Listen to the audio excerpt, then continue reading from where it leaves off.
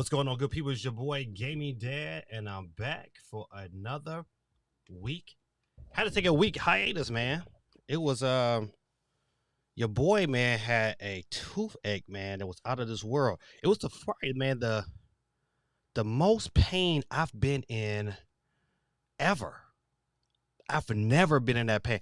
I was in so much pain, man, that I was like salivating, just like I had to leave my mouth open and the saliva was just dripping out my mouth. I had to put a towel underneath my. I was in that much pain. I was like that much pain, like I just couldn't. There was nothing I could do to stop it, and it was crazy. But that's what that is the first week I have not streamed in 153 episodes, 154. So this is 154 episode today. Should have been last week, but the first time I've taken a week off. I usually kind of get in somehow, some way to make it happen. But you know what? It is what it is. But we're back. Giving out a free $10 eShop card tonight, as I do every week. And don't forget, man, we have of late, I've been putting a poll question on there. And so if you get a chance, go out there and vote. And so we're going to future predict Xbox's presentation, because Sony's presentation was terrible. Besides Metal Gear, they had a couple. They had a couple, in there, a couple little. But to me, Metal Gear was like, okay, all right. I see Metal Gear. That's the only thing I got really excited for. I was like, oh yeah, buddy, Metal Gear. But besides that, man, I mean, it is what it is. But hey, man, if you get a chance, man, you know what? Listen, your boy is doing a photography channel. If you mind supporting, it's free to you. All you gotta do is hit the subscribe button. Right now I'm not putting a whole lot of content on it, just a lot of shorts, and I got a couple shorts up there right now. You can go support me as I in my adventures of becoming a photographer, and I'm really loving the feedback I've been getting. I just ask that you guys support me just by hitting that subscribe button to be really appreciated. That's photos by Dave Reed. It's in the chat. Matter of fact, it's the very first comment today. Myself put it on there, and I said support and Gaming Dad to hit that like button. That's right, ladies and gentlemen. As you come on tonight, hit that like button for your boy. Kindly appreciate it. Would help out this channel. But I'll take your support anywhere I can get it, and I thank you in advance. Crazy amount of news over the last 2 weeks.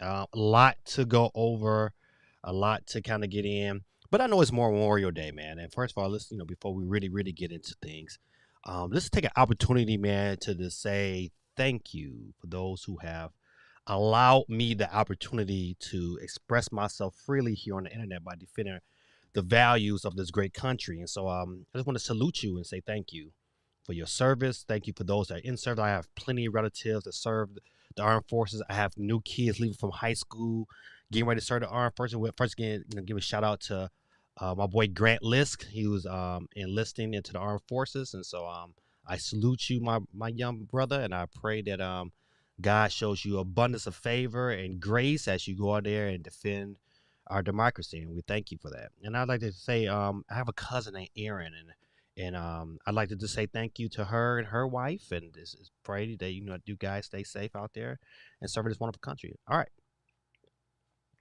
Back to what we have going on tonight.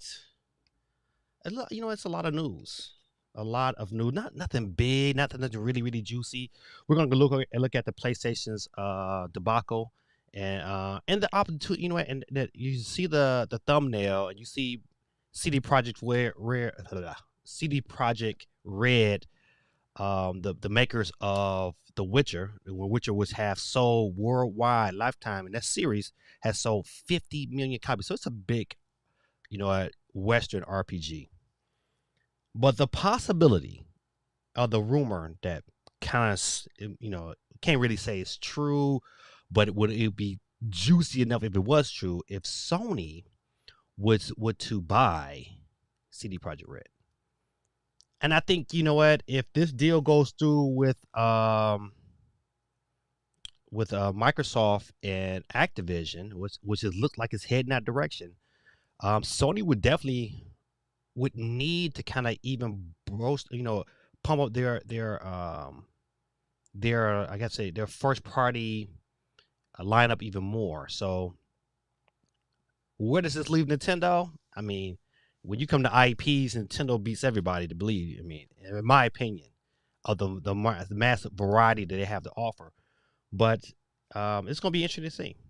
Very, very interesting to see. So, like I said, the poll question night. So once again, we're going to vote to see if we're going to predict the Xbox presentation that's coming out. I think June 11th. I'll get the right date. I got it here in my stories. And GT, what's going on, man? So we're going to definitely look into that, and just to see, because anything has to be better than what Sony put together. I mean, I just think Sony didn't do a very good job. I mean, somebody somewhere had to be like, man, you know what, man, maybe we can try something else. And it wasn't a really good show. What's going on, CMG in the building? But yeah, man, like I was saying earlier in the show, man, before you guys chimed in, man, like, man, your boy, man, had I'm getting ready. I got a tooth that got to come out. Not really come out. I have to have a root canal. And so, but they couldn't get me in for the root canal until this week. So I've been having to kind of like balance it for the last 2 weeks. And the first week it was good, but man, this past week, man, I was like, oh my goodness, man, the pain was, it was by far the worst pain I ever had to endure. And man, that pain was like crazy, man. Try to tell you, listen, I was telling my wife, man, that was the worst pain that I've ever endured in my life, because it was like pain and then pressure, and it was like, even now, like, it's bad when instead of, giving you, like, they give you antibiotics, right? And so usually, antibiotics be all kind of different names, amoxicillin, blah, blah, blah. But you know what? It's bad when they give you penicillin. They was like, we're going to give you penicillin, buddy, and oxycodone, the kind of pain. The oxycodone didn't do nothing, but thank God for 800 Motrin. Boy, that stuff, boy, came through like a champion, man. And so,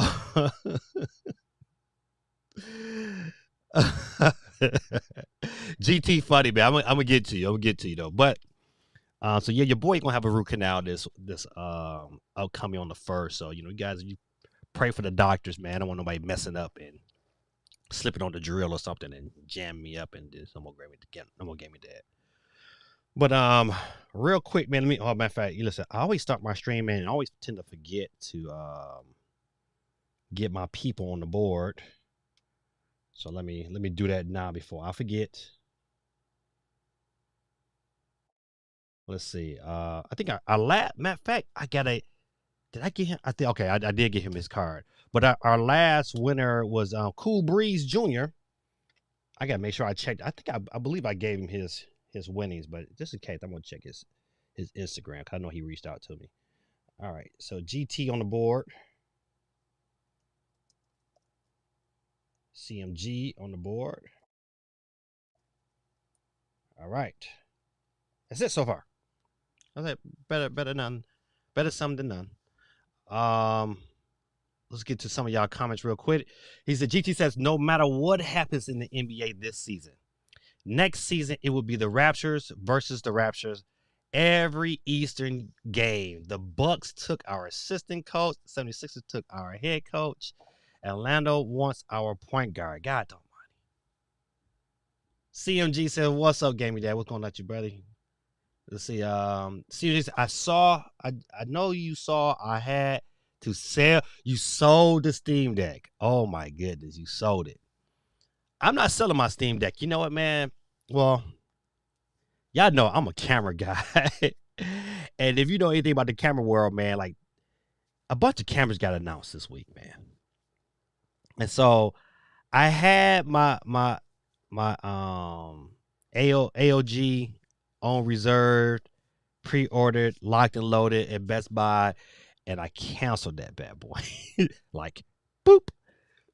This, you know what? I had to really ask myself, like, one, how many games am I really missing? That was one. The battery life, man. Like, the Steam Deck's battery life was already an issue. I don't want to get another system with that battery life. It's another issue. And knowing anything about technology, I can wait. I can wait. It didn't excite me so much that I like, man, I just gotta have it. So I hit the cancel button on my bad boy. So I want to wait. I'm gonna have to hit pause button. Dang, you sold that bad boy. Though. I wouldn't have sold mine, but you know what I mean. I get it. Don't get me wrong. I get it. GT said even your Pistons took our former head coach Dwayne Casey, which he was trash though. Listen. I'm sorry. I never agreed with hiring Dwayne Casey. Never. I never accepted it. I felt like he was too soft. He wasn't defensive minded enough, and I didn't see anything out of his so-called young people player development. I didn't see it. So you could have had Dwayne Casey. I didn't. We didn't. I mean, I as a Piston fan did not want Dwayne Casey. So it's the Raptors versus the Detroit Raptors. The Raptors versus the 76ers. The Raptors versus the Toronto Bucks. He said, Lord, how much of those are painful. The root canal is, believe it or not, the root canal is not painful. It's when it's time for root canal. That was pain unreal. You know what? I had another root canal when I was young. And that was nothing. We just, they numbed it right. They, with just a little bit of pressure. But after they was finished, I was good. Like back to normal. But man, I tell you, that's process, buddy. So I've been taking my penicillin on a regular, and every morning it smelled like penicillin. And I hate taking medicine. So you got a few of those? Yeah, man, listen, ain't no new thing to me, but I was like, whew. GT said, the worst pain I've ever experienced was having my foot filled up with blood and getting it pumped back into my vein. Golly. Yeah, listen, brother. You know what, man? I'm gonna share a quick story, man. And my wife, I think she wouldn't mind. My youngest son came early, and my wife had preeclampsia real bad, and man, her organs and stuff started shutting down after the C-section. She had that emergency C-section, man. She started to her body started to fail, and so they had to give her like dialysis in her neck. That to me, that was like, oh my goodness. They had to give her dialysis in her neck, and then they had to take her body and flip her. So she was like, this match just the bed, and they just took the bed. She was down, her head was down here, and she was up here, and her feet was up here. But they had to do it that way to get the dialysis of blood, because the preeclampsia, if you know anything about preeclampsia, it makes your blood really, really toxic because your blood pressure goes so high. And so so that to me, that was like, oh man, that right there to me was like crazy. And they had to do it like right there, like I'm in the room, me and my little kids in the room, but it had to happen so fast. They had to do it right there, and we were just stuck in the corner. Like I'm just holding my kids, like, oh, what's going on here? But listen, that's why at the end of the day, I always say, my wife is a G. I'm saying she is a G. There's no one like her. Right. Let me see if I can lower the seat. I mean, I like this height, but my head cut off. All right, that still didn't matter. I mean, at least that's a little better. I'm gonna leave it at that.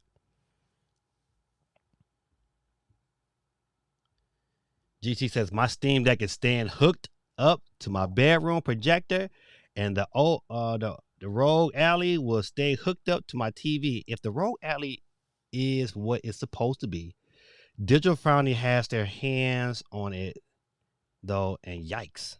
Yeah, I mean, it just, when I look, like, one thing that I like about my Steam Deck is I can treat it almost like a Switch, and that's what I like. And I don't want to give that up, but I don't want to go. What's going on, Steve? And I don't want to give up that portable accessibility. I don't want a game, man, that I can only play an hour, and then I say, oh, I gotta go charge it, or I gotta put up a battery. I mean, it's bad enough I deal with that with the Steam Deck. That's why a new Steam Deck with better battery is something I'm really, really looking forward to. It's like, if you ask me right now today, like, hey, new Steam Deck get announced, what are you looking for, or are you going to upgrade? And I would tell you, more than likely, I will upgrade, and it definitely has to have a better battery. I don't care really about nothing. It has to have a better battery, and then if everything else would be ice on the cake. You give me like at 3 to 4 hours of play, and then I'm in like flame. You know what? This found out listen.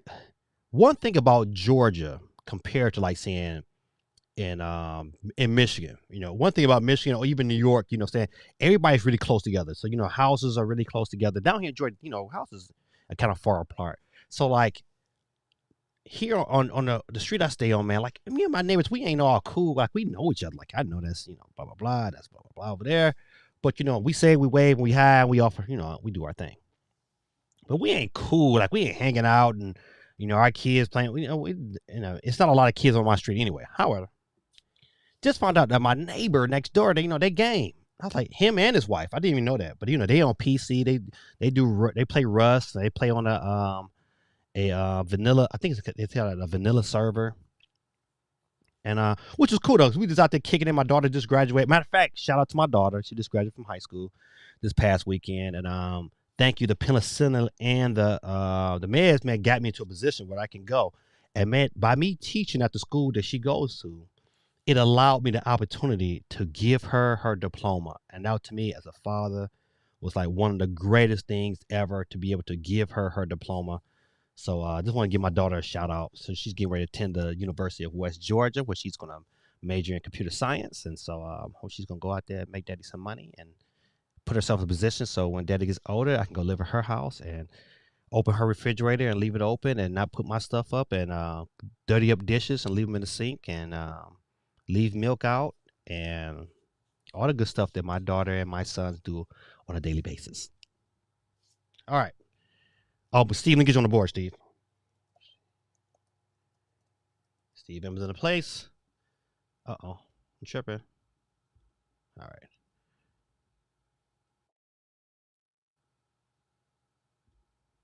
All right.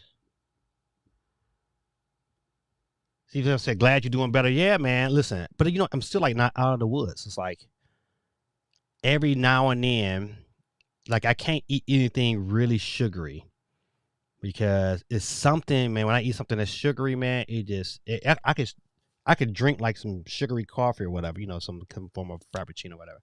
If I drink it on this side here, it somehow notice that it's sugar in the mouth, and man, it starts to tingle. I said, "Oh, feed that." I'll get the water pick, rinse out my mouth, and it's gonna be like that until I get this root canal. So there's more things to pay for, man. Things of that nature.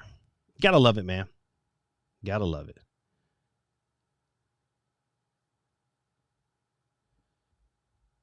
Steve M says, having a catheter removed was one of the was the most painful experience I had. That and and drainage tube and stable. Oh man, listen, leg reconstruction. Listen, then you know what? I won't complain. Steve had leg reconstruction, brother. I would not complain. I'm sorry that I'm whining about my little tooth, and you had the whole leg reconstruction. I'm not looking forward to my next one. Now, brother, I know you're not. Speaking of OGs, my mom is going through her second round of chemo tomorrow. She handled her first go like a champ and is currently staying with me till it's all over. Man, first of all, man, let's give her a shout out right now, man. I think anybody that goes through that process, man, of like somebody's telling you have cancer and then you're taking the mantle and say, listen, I'm going to fight this. So you know what, man? Hey, a shout out to your mom, man. As a matter of fact, I'm gonna pray right now. Cause you know me, your boy gave me that. I give it up to the Lord. You might not like my channel, you might like it, but at the end of the day, man, I'm gonna serve the Lord. And so, listen, right now, in the name of Jesus, I just want to stick my hand out to your mama and say, Lord, just ask and pray, Lord, that she goes through chemo, Lord. I pray the cancer is wiped completely out of her body. I pray, Lord, that she's around on this earth for many more years, Lord, to be able to help and support Guerrilla Tactics, Lord, and everything they try to do, Lord. Bless their family and bless everything they're going through. In Jesus' name we pray. Amen. Hey, man, I just want to give your mom another shout out, man, because we are a channel of fighters, man. Got to fight these battles, man. CNG says a lot of people have been asking about the battery life. Yeah, man, the battery life, man, is terrible. The battery life, they said it's like slightly worse than the Steam Deck. I was like, man, I don't know. That to me that would made it easier for me to kind of like say, nope, I'm gonna cancel this bad boy. So I'll wait. So the technology is turning over at such a rapid rate that I think next year this time there'll be something else to look forward to. So I'm gonna be all right. I think I feel good about my decision. At first, I was like, I had a little buyer's remorse at first, like, oh man, I should have kept my pre-order, but I'm not complaining.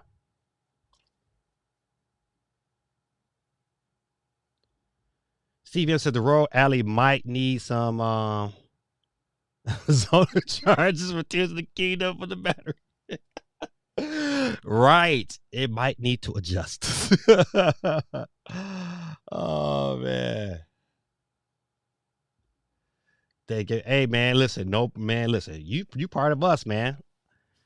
You know what? Listen, if anybody, you know what, listen, I'm not gonna get too much onto, you know what, my spirituality, but the Bible says that we must, pray continuously and then go out and be laborers for God's harvest. And so, and when people see you, man, they're supposed to see Christ. They're supposed to see, Christ's love. Christ never turned away from helping out other people. So, you spending your Memorial Day, saying chiming into my stream. Why can't I give back to you? It might not be monetarily, but you know what? This is prayer. So you say giving up to my Father and praising Him live on YouTube is nothing. Yeah. So I matter of fact, I thank you for giving me the opportunity to show my faith wherever I go. All right, good people. Let's see.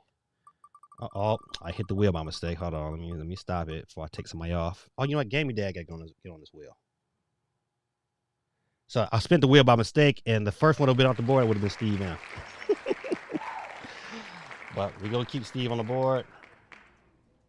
GD is on the board. All right. Let me click over here. Save videos. All right. So, let me switch these cameras real quick. All right. Uh-oh. Let's see what it. There we go. I don't know why. I don't know why stuff be just don't. When I switch it over, it should just be right there ready. All right. So I'm gonna talk about this story in a minute, but I kind of wanted to look at what this story entails, and the story kind of reminds me of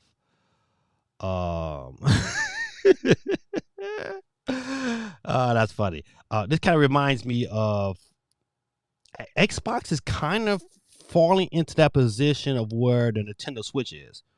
Because, with the Nintendo Switch is like, only, like everybody got a question before they put it on the Nintendo Switch. They're like, I don't know, man. Like, even though we got the install base, man, but people question it because they're like, I don't know what the kind of work in. But now people like thinking about that, like, with Xbox, like, you know what, man? Like, especially indie games, like they might skip the Xbox launch to see if the demand is strong enough. So they questioning it. It's like, why put it on the system where, it might not be a lot of people who own it. It might not be worth, we might not get our money back for the amount of time we put into it. And people are making those questions, without even thinking. D1 in the building. What's going on, sir? Let me get D1 on the board real quick.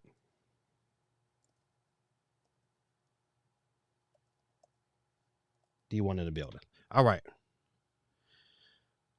So one reason why the poll question was stating like, hey, you know what? Let's look at Xboxes. Let me see if I can pull this down.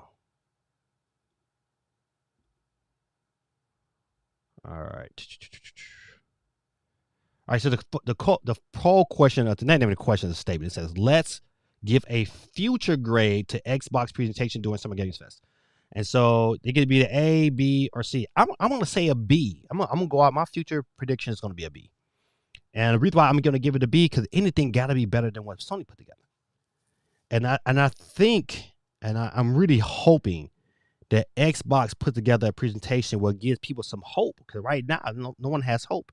And you know what? Even indie developers are recognizing that and saying, hey, you know what? To me, if I'm an indie developer, I'm trying to put it on many platforms as possible because I'm trying to recoup that cost. And of course, I'm not a developer. I don't know what it costs to put it onto Xbox and then switch it and put it onto PlayStation. But however, you know what? If companies are making those kind of financial decisions based upon what this particular company is offering, then this puts really Xbox in a really scary position. That's why I want Xbox to be in a position where they continue to grow, because I think the industry, this is my opinion, it's bad for the industry for Xbox to not go away. I think a third party, especially in that space, makes companies like PlayStation be more innovative. Now we're gonna talk about this PlayStation Wii U that got coming out. Once again, PlayStation robbing Nintendo. We're gonna talk about that. We're gonna talk about that. But it's just interesting. It is really, really interesting to see, you know what's gonna happen. Better luck next time, Steve. You're out of here. So late to the show. What's up, chat? And gave that man. Never late, man. You always, if you made it, you're on time, my brother. You're always on time. GT says, I don't understand the logic of skipping Xbox. I listen, I agree. I agree totally with your statement, but it's funny to me, what's curious is that companies are making those decisions. That's my thing. Companies making those decisions, it just doesn't fare well for Xbox. But skipping them, I don't understand that either. But let's keep on. The statement says, they have a sizable user base, and even if Xbox users don't buy games, there's a chance Microsoft will give you the bag to put it on Game Pass, right? Absolutely. So it tells me that probably this company, Xbox, was like, yeah, we'll pass on giving you the bag. But it's going to be interesting to see if this becomes a trend. That's my thing. If this becomes a trend, it might be an issue. D1 says, the Sony presentation wasn't fantastic, but it wasn't horrible either.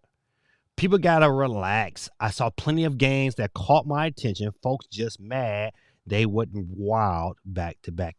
Okay. We have been, I think, as a gaming community, spoiled by the likes of, like I say, of a Nintendo or certain presentations. We've been spoiled by presentations that have been really heavy hitters. They had like a lot of bang for your buck, and when it's not quite as potent, people look at it like, oh man, it was whack. So if I had to grade PlayStation's their presentation, I would have probably I would give it a C. You know what? I would say a solid C because Spider-Man was absolutely phenomenal. They had some information about Spelunky Squire. I thought that was, I was excited about that. Of course, Metal Gear Solid, that was good about that. They had that one game, man. I can't think of the name of it. It was like kind of like it looked like a Souls game with like ninjas. I can't think of the name of that, but that game looked good. But that's all I really like mentally. That's all I was like, okay, that's why I gave it a C because Spider-Man to me looked phenomenal. I was more excited about Spider-Man probably than known to the back. I was more excited about Metal Gear. I go for it. But Spider-Man looked so good. Like I'm ready to play that right now. So, but and I think why I probably didn't give it a higher than a C, and to me it's cussed on that. It's like it's a little bit better than a C minus, but not quite a C minus. But some games I just felt like that was missing. You know what? I was like, man, I was really looking forward to seeing something on Wolverine. Something. I don't know, maybe this is me. I wanted something on Wolverine. It just like I was really surprised that The Last of Us multiplayer was not shown. But it is what it is, man. It's one of the things we're gonna have to wait and see. Let's see.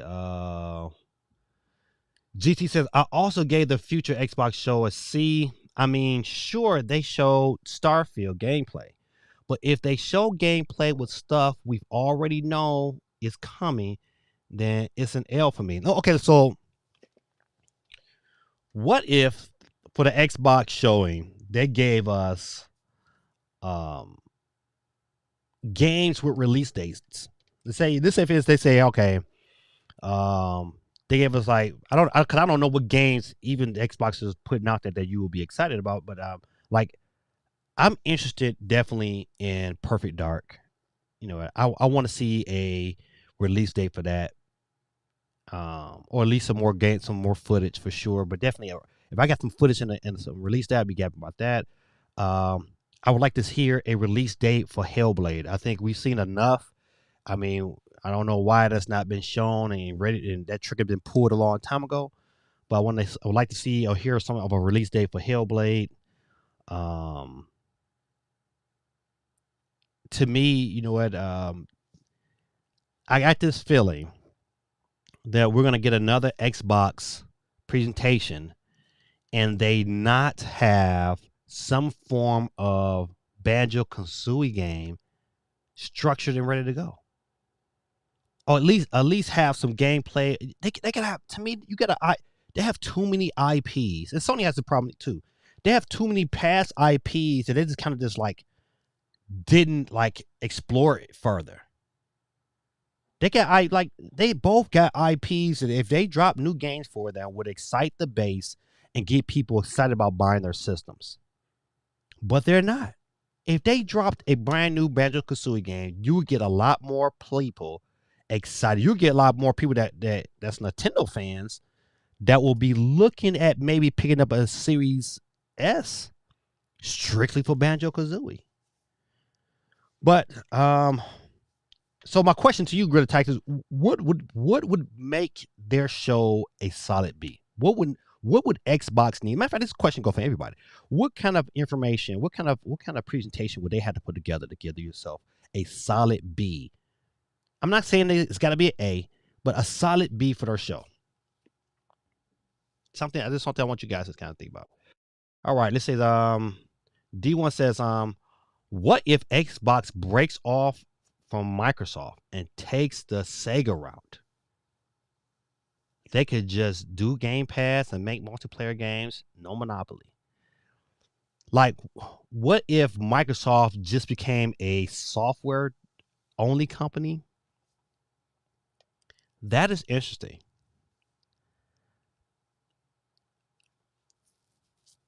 That is really interesting. I just don't know how that. I don't know. I don't know. I mean, that would be interesting. To see Halo on PlayStation. Wow, that would be interesting. That'll be interesting. I don't think they want to do that. I think they still want if they did that. Oh man, that's I don't know. That's tough. I don't know. I don't know how that works. I don't know. It's too many. It's too many. What ifs? I don't think they go that direction. That direction, but they could though. I don't think they will though. That's interesting though. A very interesting question. I do not have an answer for that one.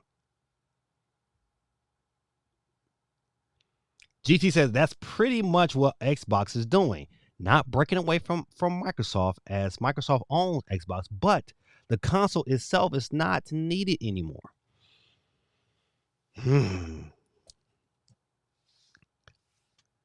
Will we ever see a day where Game Pass comes to PlayStation? I don't think so. I don't think you'll see a day when Xbox comes to Nintendo. I still don't think so. Could uh-oh.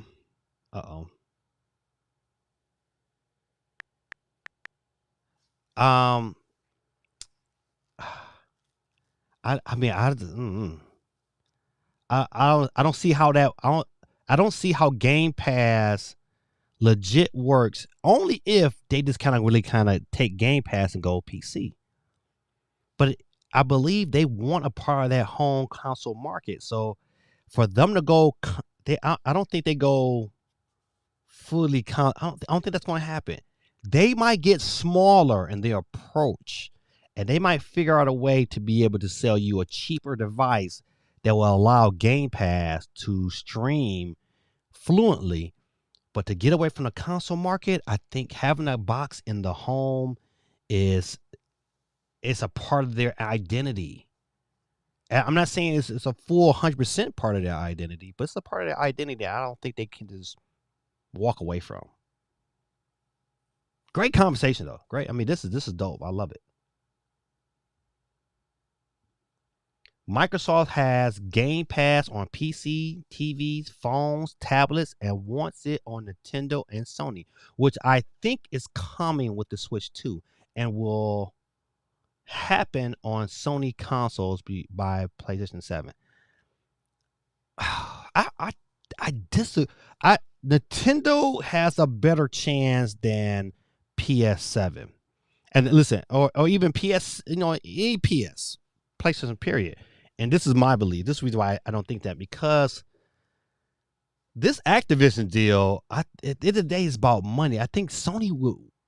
It's looking like, if you own Sony, would you want a direct competitor to be able to be broadcasting games on your system? And yeah, you might get some residual income from that. But other companies that want to sell their games and get the bigger chunk, you know what do? If you got a game that's $60 on that's $60 on PlayStation, but also is free on Game Pass, but you can play Game Pass on your PlayStation. You see where I'm going with this here? This, like, I wouldn't buy it on the PlayStation. If I want to play it on my PlayStation, I just go buy it on Game Pass. PlayStation not gonna want that to happen, man. At the end of the day, they know there's still competition, and even Nintendo understands that. Like, hey, it's still competition. I know it's another way to get some consistent money coming in here, but they would rather have their own form of that, and then kick it off to and let Microsoft manage it. I don't think that's gonna happen, man. But the first part is, you're right. It's on tablets, phones, PC, TVs. I think to me, that's the direction. I think they need to continue to go that direction. And I think over the year, by the time we get to a PS6 or even PS7, the infrastructure here in America will be, and the phone technology will be, to me, up to par to be able to handle the bandwidth of having a great experience dealing with the games being able to run effectively in that mind. I don't know what I just said. My dog just threw me off. That's why I was like, why is my dog at my door whining? So I bet money he probably need to go outside, but I don't know if you can hear that, but he is whining tough. Hold on. Give me 1 second.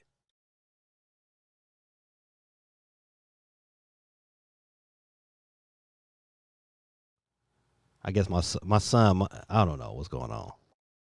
I'm just happy to be here. How about that? D1 says, yeah, I like to see Game Pass on multiple platform services. I think it'd be dope, to be honest. It would, listen, for us as the consumer, absolutely, it would be dope. It'd be absolutely dope. But if we looking at, like, if I'm a shareholder of Nintendo. I used to be a shareholder of Sony and Microsoft. I've sold them shares, and I'm predominantly Nintendo right now. So even if I had a vote, in sometimes I do have a vote on Nintendo. But if I had a vote, I wouldn't vote for that, for the coming to Nintendo. Even though I knew it's like, hey, they could potentially have more money. I wouldn't vote for that, because it makes it really strengthens Xbox. It makes Xbox a juggernaut, like a real juggernaut. Did, like, hey, why buy games on the system when you can just tap into Game Pass and, you know what, pay the subscription. Use your Game Pass games everywhere. You know what? If I don't know, okay, Game Pass works. This is how it works on other systems. If Game Pass could, in theory, all Xbox first party games can be played on other systems, then it works. If they sold a package, just like this, say for instance, like, hey, for $5 a month, you can play your Xbox games. You can stream them right to your Nintendo Switch or your PlayStation, but only Xbox first party games. Then that works. Then to me that would be dope. But if it could be any game, it don't work. It doesn't work for Nintendo because you know what? Think about it. Nintendo makes money off of third party games being put on their system. It makes their system more attractive, right?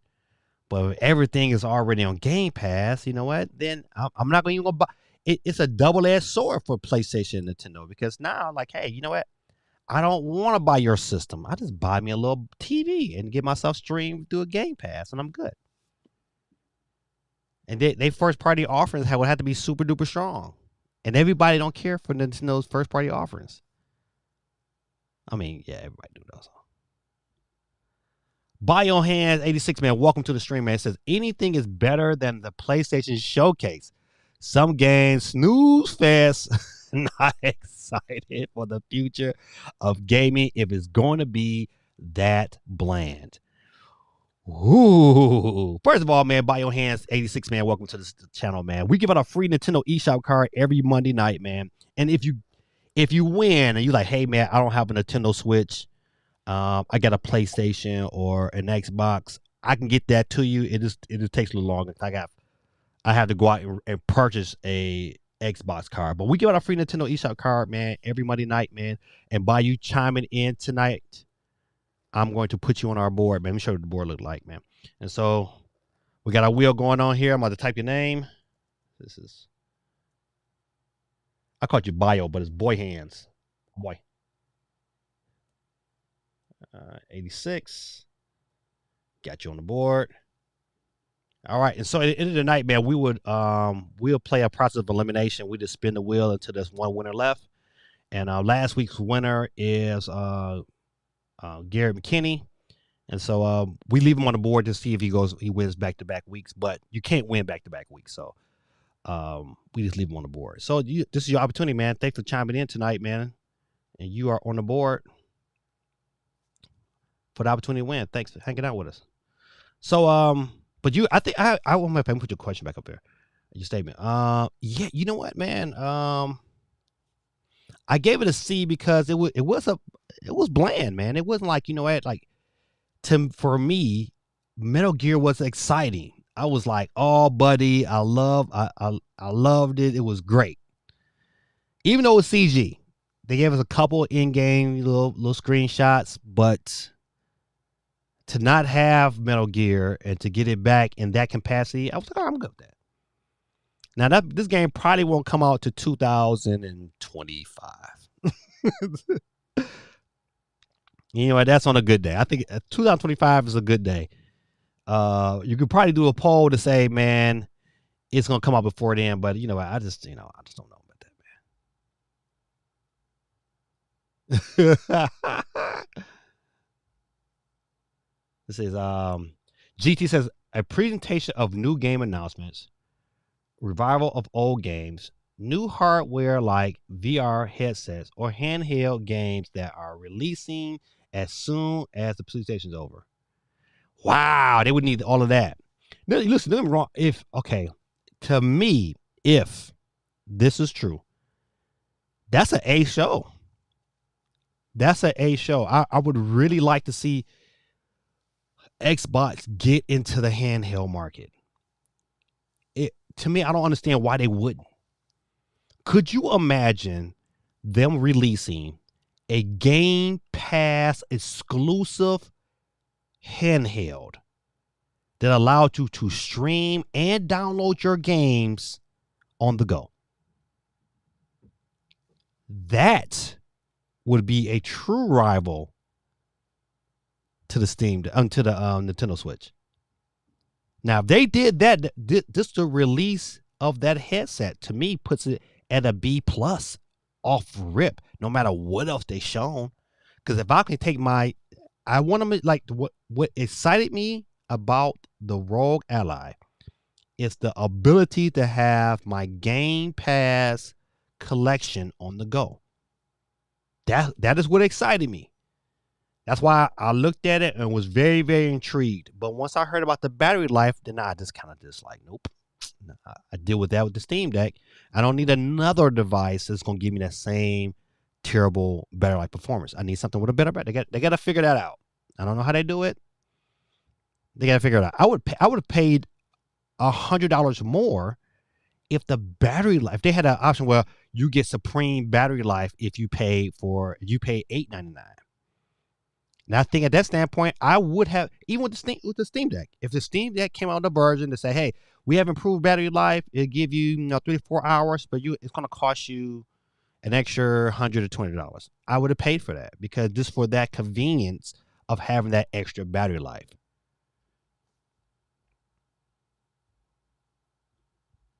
So an A show like that is a solid B for me. Golly, boy, your standards, man, are so high, man.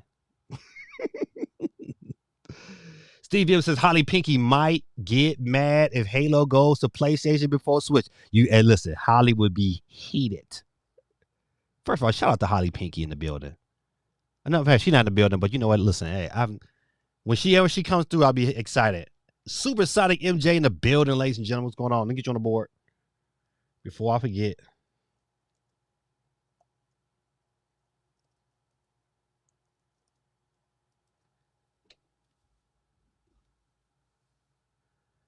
Let's see. GT says Game Pass streaming goes to Switch. Ooh-wee. The way Nintendo doesn't have to release a powerful console. Nintendo also gets big AAA games at a cheaper price for their users, and Microsoft get those subs. I don't see Nintendo giving up that kind of realty, man. I don't see how that really, at the end of the day, gives Nintendo, saying a really big stand. You know what? Because that's okay. So for instance, what's any different than having Game Pass streamed to my phone? Yeah, I got it on the Switch, but it doesn't make my Switch better. Does it make Nintendo better? No. Who ultimately wins from that decision? It's not Nintendo. It's Microsoft. It's not even an even 50-50 split on that decision. It's like a 70-30. 70 Microsoft is going to win. They're going to, just the mere fact that Microsoft is being able to now take their product and their brand and put it on to instantly 125 million consoles. No, that's not going in for that. So what I've missed so far, man, you have missed a whole lot, but you missed some great conversations, man. So you just jump in right now. We're just talking about the poll question of the night. It says, let's future grade Xbox presentation for Summer Games Fest. And currently right now, there's 40% for B, 40% for C, and 20% F. No A. No one's going to think they're going to come out with an A show. But if you look at the comments and you look at Guerrilla Tactics, his standards for A show, Xbox got a lot to live up to. D1 says, I think Sony will be way too stubborn to accept Game Pass. Oh yeah, listen, I agree with you that, especially after this Activision deal. This Activision deal goes through. I think the mere fact Sony revealed their true colors about Microsoft during this process. I don't see that happen. I don't see them coming down and it being profitable for Sony. I think they might win they might get a good percentage in the deal. That income might be coming in, steadily every month. But I think at the back end of it, as you look at their brand, I think that is like, that's like taking a bite from the serpent. It's like, you just going, yeah, you get some protection, but that serpent is biting you. Same time. It's like that's not a good deal for them, and in my opinion. It says, unless Microsoft takes all their good IP, like they tried with COD. But I don't know, man. Whew. That COD deal, man, is huge, man. GT says, I think Microsoft is going to outspend Sony. The Activision deal might not go through, but a deal with Square, Ubisoft, EA, Take-Two, CD Projekt Red could be done easier by Microsoft than Sony. I agree, man. I just don't know which one of the, like, if to me, if I'm Sony, out of those ones you listed, I think to me the best buy, well, I ain't say the best buy, the more logical buy for Sony is Square. I think Ubisoft is a risk. I think EA is a good purchase, but I don't see Sony biting down on EA. Take-Two is the landmine. You get Take-Two, buddy, then if Sony buys Take-Two, then they're right back in competition no matter what Microsoft does. I think that's the landmine. CD Projekt Red would be a good purchase, but of all of the ones you've listed, it's probably second to last. I think that the last by Ubisoft to me would be a bad purchase. I hate to say it. They just don't have enough for me to say, you know what, this is a great investment.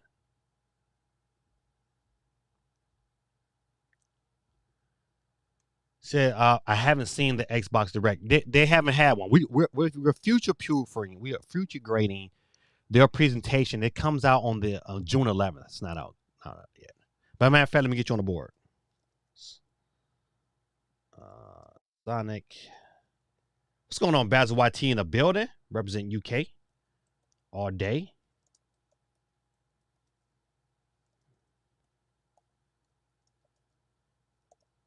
All right.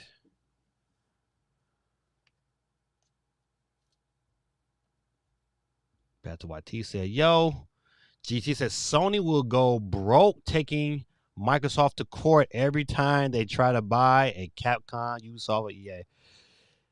I don't think they go broke, man. I think they got lawyers on deck. You know, Sony does. I mean, Sony is not a small company. It's not Microsoft, but it's not a small company. So I think they'll be all right. He said puppy cam. Nah, leave that joker.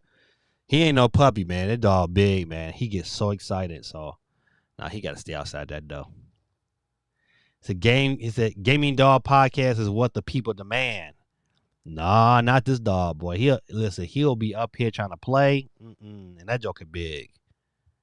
That joker get on his high lanes. He be right here in my face looking at y'all like, what is that? So how you both places? He be trying to lick the camera. Nintendo has set the bar. Gaming is going to be hybrid like the Switch from now on. Not PC, but dedicated home consoles may be a thing of the past soon enough. Ooh. I mean, that's a great question, man. I think I might ask that question next week. Like, which one do you prefer?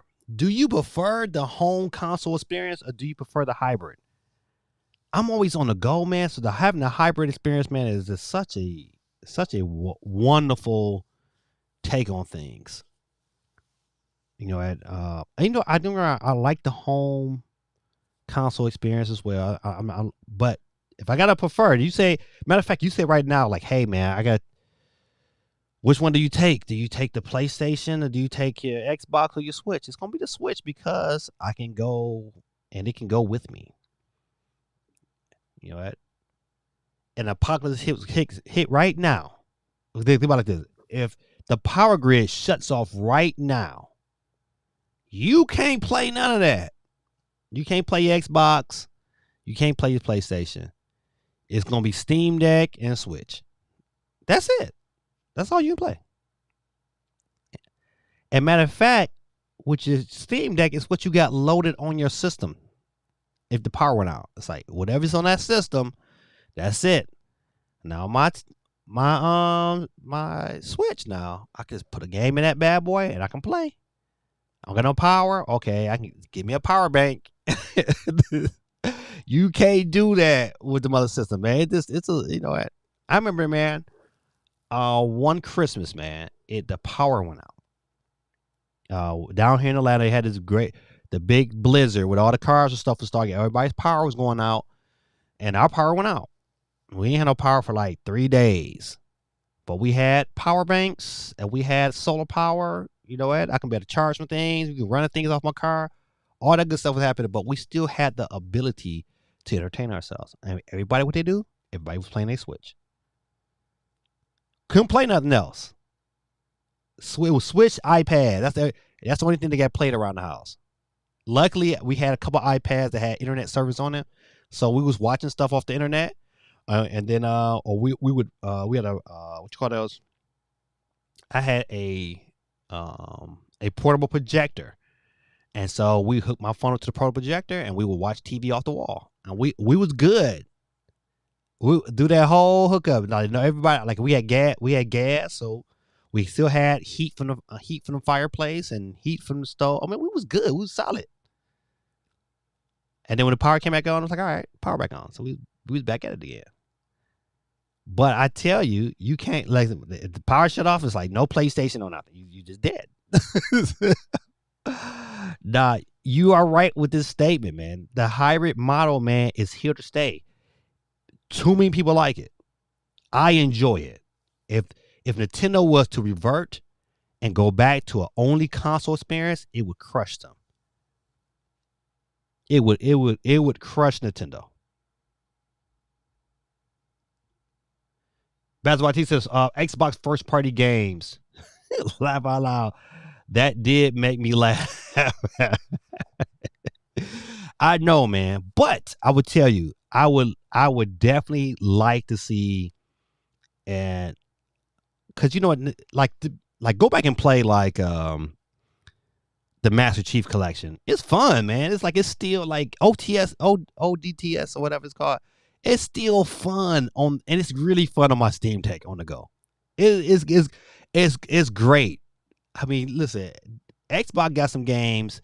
Even go back and playing all the Gears of War. Super duper fun. Yeah, they don't have a lot, but I would enjoy it. It's so funny. Bowser got air conditioning yet? Oh man, he asked if you still over there sweating bullets. D1 says, I'd like to see Xbox remaster and or continue exclusive games from past consoles on Game Pass. Agreed. It's so me to me. It's like it's not really like rocket science.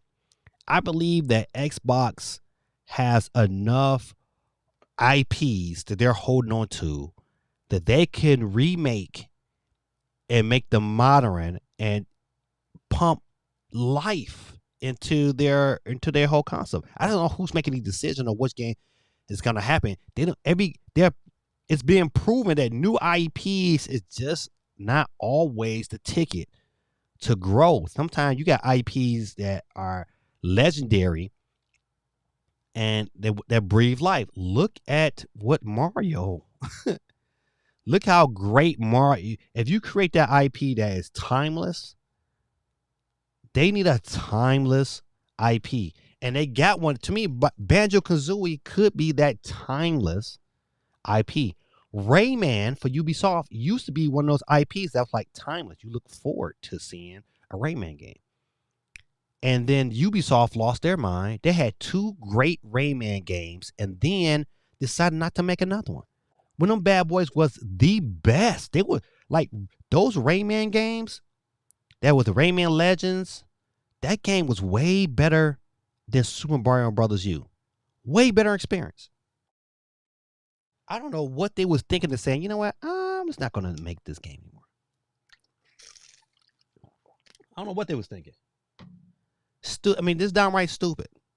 Oh, man, let me get off this board here.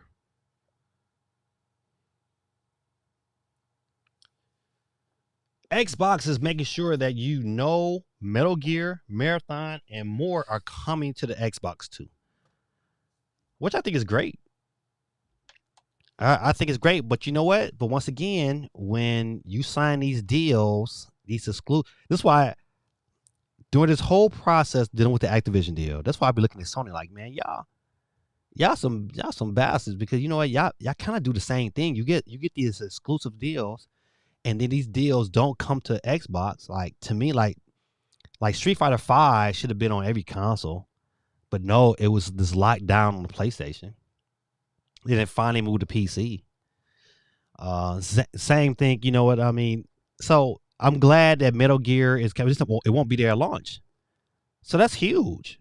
That's huge not to have Metal Gear on your system at launch. Final Fantasy, the latest Final Fantasy coming out. I mean, I don't know what is it, 16? Not to have that on your system at launch is it's an issue. It would be an issue for me.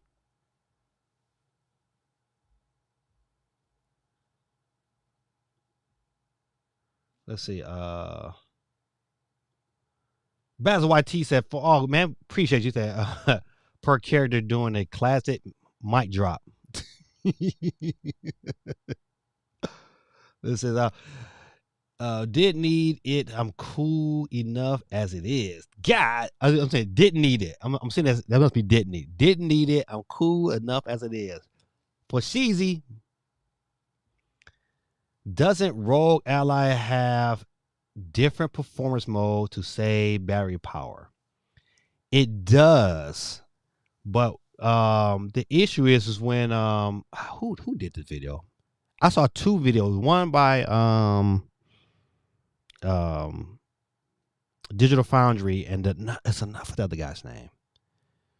Oh, so many different YouTubers. There's one guy, pretty probably a YouTuber, got a lot of people over. I think maybe he might have over 1 million followers. I forgot his name. I think it's Ruffin, but he did a really good video on it. And it's like, you know, it's when you make that move to play games at a higher fidelity, is like it tanks tremendously. It's like a huge drop off. And so I don't want that experience. I don't want to, like, for instance, I look at the games that right now on my Steam Deck that I play. And Madden on the Steam Deck, running it at 30 frames per second is cool. It's an okay experience. But once you clicked on the 60 frames, it's hard to go back. Same thing with NBA 2K. But leaving on the Steam Deck at 60 frames, I'm still getting, like, you know, at almost 2 hours. You know, matter of fact, sometimes a little over 2 hours. But and I like that. That's okay for how I play Madden and 2K, especially on the go. But to get anything less than that, I would prefer to have it 3 or 4 hours, because that means 3 or 4 hours. I don't have time to play a game for 3 or 4 hours in my handheld. I just don't have time like that anymore.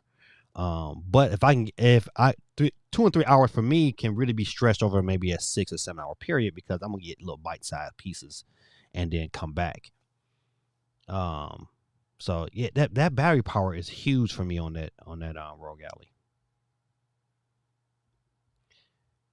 GT said yes, the Ally does, but its lowest wattage is like 9 watts on silent mode. Golly. That mode can't play any AAA games on 9 watts. Then as 15 watts it consumes more battery power than the Steam Deck. Yeah, see one more thing, GT, I appreciate you for kind of breaking that down, because I remember that's what he said. I just couldn't remember. I didn't want to say it wrong, but that's correct. So, like, you know, it is lowest set at 9 watts, man. You know, you might be playing some indie games, but who wants to buy a $800 system? It's like, I think it was like seven for the highest model here in the US, like $750 something. Who want to pay that kind of money for that kind of system? If it's like 15 watts. If I want to play a game that I really want to play, it's dragging 15 watts, so it's draining that battery like, you know, pouring a glass of water. So that's my issue. Rogue Ally is most powerful on its turbo mode, but it gets roughly 20% more gain than the Steam Deck and loses around a half an hour in game time when compared to Steam Deck. My reason for getting the Rogue Ally is basically to play those games with anti-cheat, like Call of Duty or Destiny. Okay. Listen, this is to me. Okay, this is very good. my question to you, GT, is that, and I know I would love to hear your analysis, because one of my things I was going to get it to say to play certain games that I couldn't play on my Steam Deck. You know, 'cause to me, Call of Duty is one of them that I don't play on my Steam Deck, and that would like to. If I play it, it's going to be on my PlayStation or my Xbox. But I want to play it. I would love to be able to play it on PC, and would love to be able to play it. But I want to see how it responds if I put a battery pack into the system. How much does it drag? Because that's a big drop off. But if I can put a battery pack to it and then it runs well, then great. But I didn't want to spend that kind of money just to test those features out and then find out that it doesn't. Then I'm into it for $800 or $900. I didn't want that. So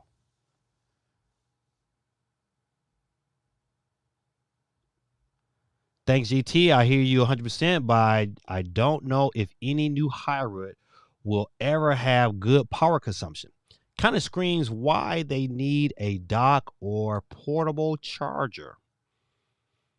I think I think in time, if you pay attention to the battery landscape, somebody's going to change it. Because right now, I think the big thing is solid state batteries are picking up steam, and as those types of batteries get more localized, you'll find where we have better battery. They're just so expensive right now. I think the car industry is going to lead that direction on bringing more solid state batteries to the forefront, and then somebody somewhere will find the technology to be cheap enough where they can make it where we all can benefit from it.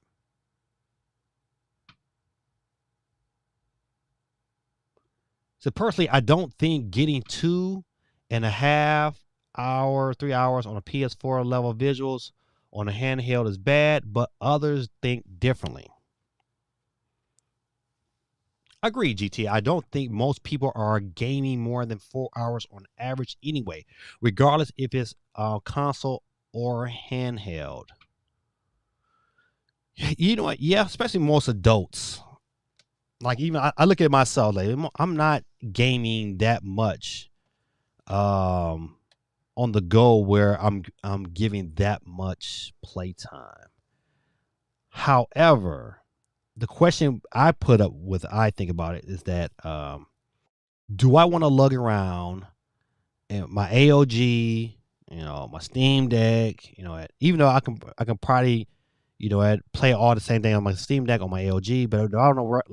Do I want to lug that around and then have to deal with getting everything kind of set up? Because I didn't grow up in that PC era of setting things up and getting used to those kind of concepts. I'm used to, I've been spoiled. I pop a game in, it just works. So it's gonna be interesting. I'm not in a rush to get that handheld. My once improvements, I might be more intrigued to get one later. It was.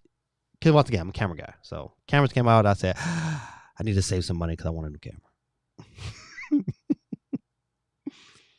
GT said, I'd rather have the home console experience to handheld if I could only have one. I need the power, the visuals, the frame rates, besides most games needing an internet connection anyway. Those are facts. Neo Prime in the building, man. Give a shout out to Nintendo dads in the building.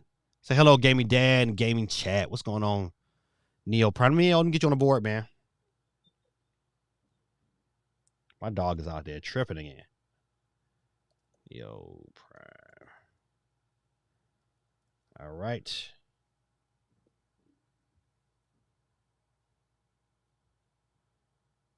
Let's see.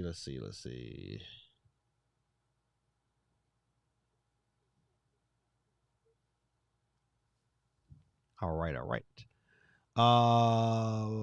Bazwati says, I want to see glasses free 3D again.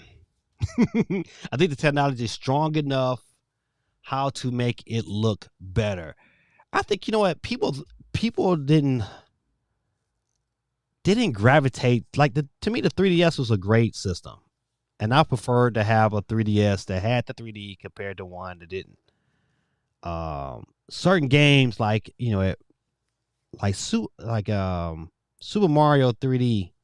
I think that's not the name of it, but the Mario they made strictly, I think it was Super Mario Land. I don't know, 3D Land. I don't know. The one to put a 3DS, however, that game was great, man. That was a great experience on the 3DS. Like Street Fighter 4 was great. I mean, I enjoyed the 3D experience, but I think 3D is dead, man. We might see 3D again years from now.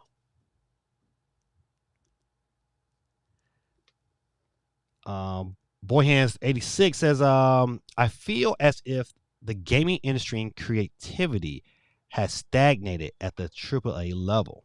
That's another great question. That's why they continue to use their teams for remakes and remasters. Because at that time, those games they are remastered were masterpieces. You know what? I think you make a great point. My opinion is that money has dictated if a game is worth its weight in gold, right? And so when you have games, it's more of a rush to put a game out there to reap the benefits from it than to make sure that the experience counts. That's why you have so many people that are appreciating the craftsmanship and dedication that Tears of the Kingdom presents to the community. You can tell when you look at this game that it was not a rush job. That yes, they have issues, small issues, but the overall package is so wonderful that paying $70 is not even an issue anymore. People will pay $70 if the game warrants it. So you look at a game like Redfall, where you can tell that game should have, without a shadow of doubt, been delayed. I don't care, a fourth or fifth time. Just make sure when you put this game out there, it performs. I think that game hurt Microsoft even more than it did if they just would have said, "Hey, let's delay it." So yeah, I totally agree with you. That level of creativity is not there, and it's a trickle down effect. And you can trickle down that effect all the way down to the education system. And pushing that level of creativity is just not there. That's why, like Nintendo, why they're going to be around. I think they're going to be around because they did it smart. They say, hey, we have Miyamoto. Let him groom the next generation. And he always has his influence, like a father has his influence on his child. And you can tell in the people that are designing these games, they can't say that Miyamoto didn't have no form of inspiration on a direction of what they're going. People don't have that creative mind anymore because now we're in a society where things is like, you know what, it's instant, fast food. We want things right now, but to sit down and really get things, it's proper attention to detail. That's not important anymore. It's about getting it out there fast so we can make this money. That's why companies like Nintendo, they get it. Other companies just don't get it because they're based upon money. They all are based upon money, but that money drives their decisions. And Nintendo will say, what you just hear about Nintendo? Hey, Tears of the Kingdom was ready to go a year ago. They took a whole extra year just to polish the game. And the game still wasn't completely tight. That tell you something, man. They took a game that took 6 years to develop. That's why no one is tripping about paying $70. 10 million copies of a $70 game went out in 3 days.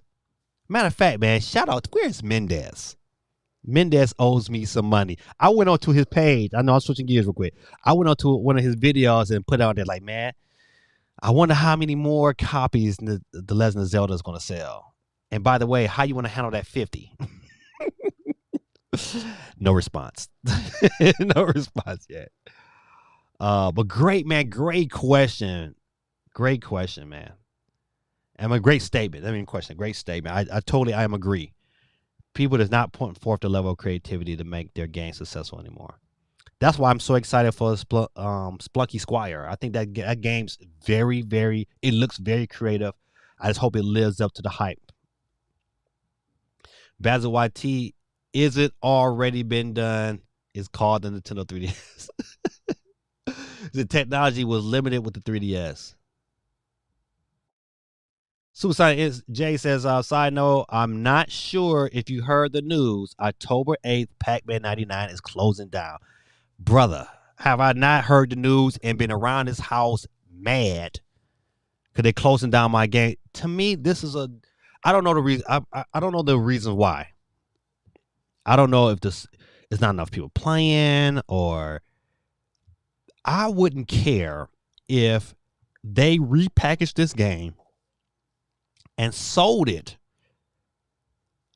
and let me play against 99 bots. I'll be okay with that. I hate the fact that they're going to take this game from me. And this is a great game. So I got to figure out something. If I can buy it, I don't know if I can buy it. If I can buy it and I can play against bots or random people online, make it so. Because I don't know if I can. If I can, let me know. But yeah, listen. Oh, Neo Prime again on YouTube. All right, let me get you again, Neo. I'll put Neo Prime YouTube.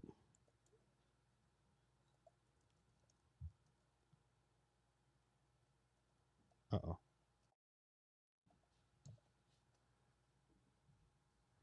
All right, this is CMG is say I'm still here working on a new video. Listen, I understand, brother. Always on the grind. Sonic Knuckle Tales, GT, remember for your second entry if you want it. That's right. John Samurai on the board, ladies and gentlemen. Get John Samurai on the board.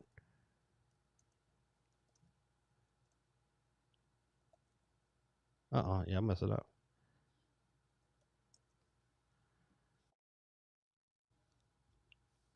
Sonic Knuckle Tales said, what makes these batteries different from current batteries? You know, the solid state drive, they're able to they're more proficient with its power delivery, and they're able to survive and last longer, and they're lighter. So they can be made smaller. They can provide even more power, and they can be made smaller, more powerful, and they last longer. How do they work? They work just like any other battery. They made out of different materials. John Samurai. Oh, John Samurai again. I'll put John.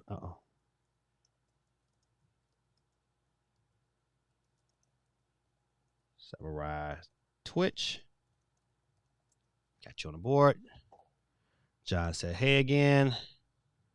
John says, my Street Fighter 6 gonna start downloading today at midnight. So when it comes out, I can play and can't wait a long time from now. You know what? I wanted to pick up Street Fighter 6, but a new camera thing came out, man. It's like, golly, man, I like new cameras. Gaming Dad, did you already discuss the marathon game from Bungie? I know how that game previously originated. We have not talked about marathon. We just know that is definitely coming. It's one of the things for me after seeing the showcase. It looks interesting, but I gotta see more of it.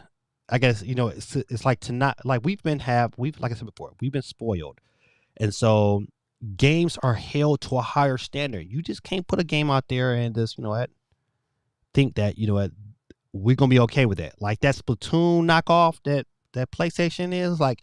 I saw that was like, oh, buddy, that looks quite garbage, and so I will pass on that kindly.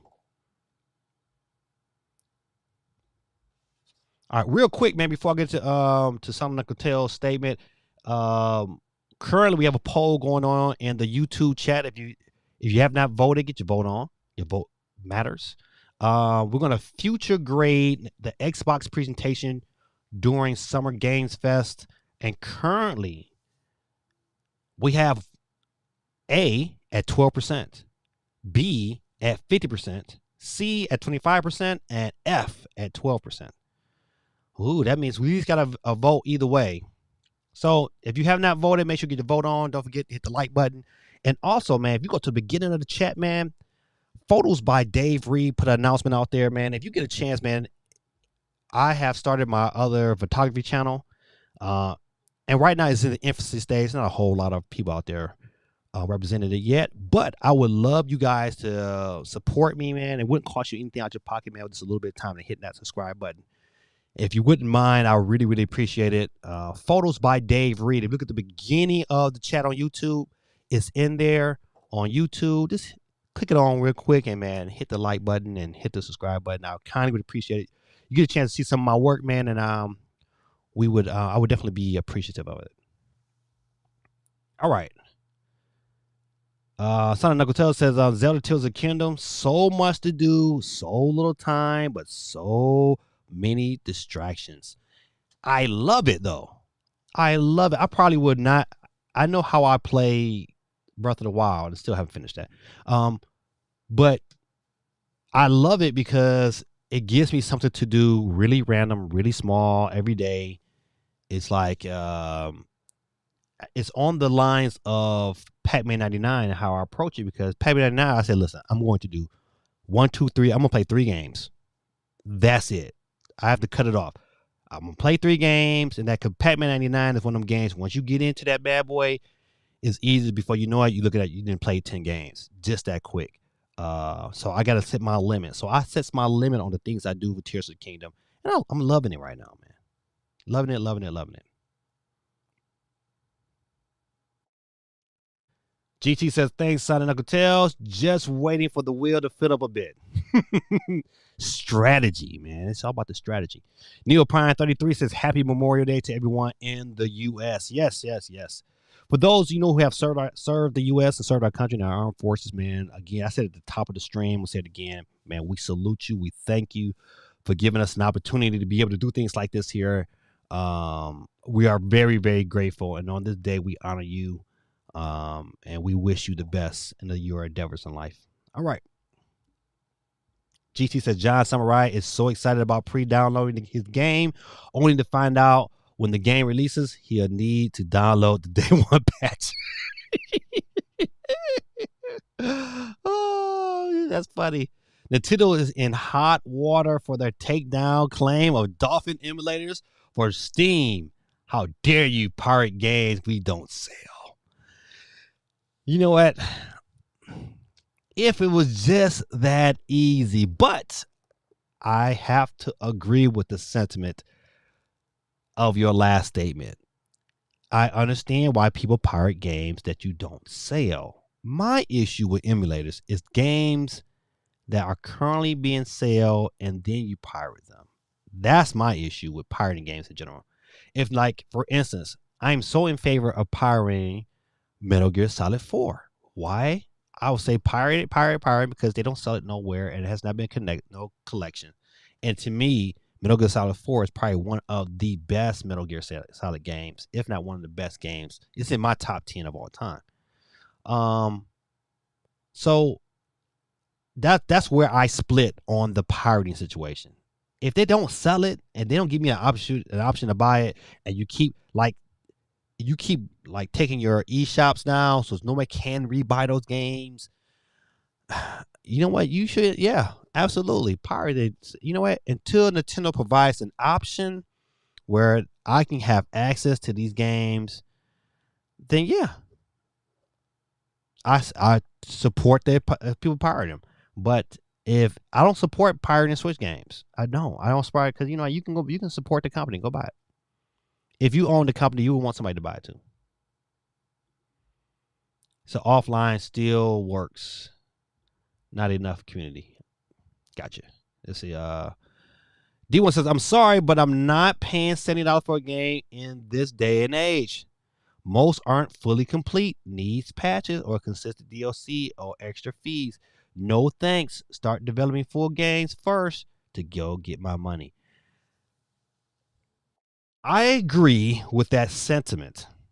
However, Tears of the Kingdom is probably the first $70 game that I was like, you know what? This is worth it. I listen. I'm more than a Zelda fanboy. I've been around for a long time. I've played a lot of different games, and Redfall is a game that should never been $70. Um, Tears of the Kingdom is worth $70. I ain't gonna front. I have no qualms, no upset, no buyer's remorse for paying that amount of money for that game because that game gives me so much value. I digress. The DLC is still available for CPU, but only until August or September.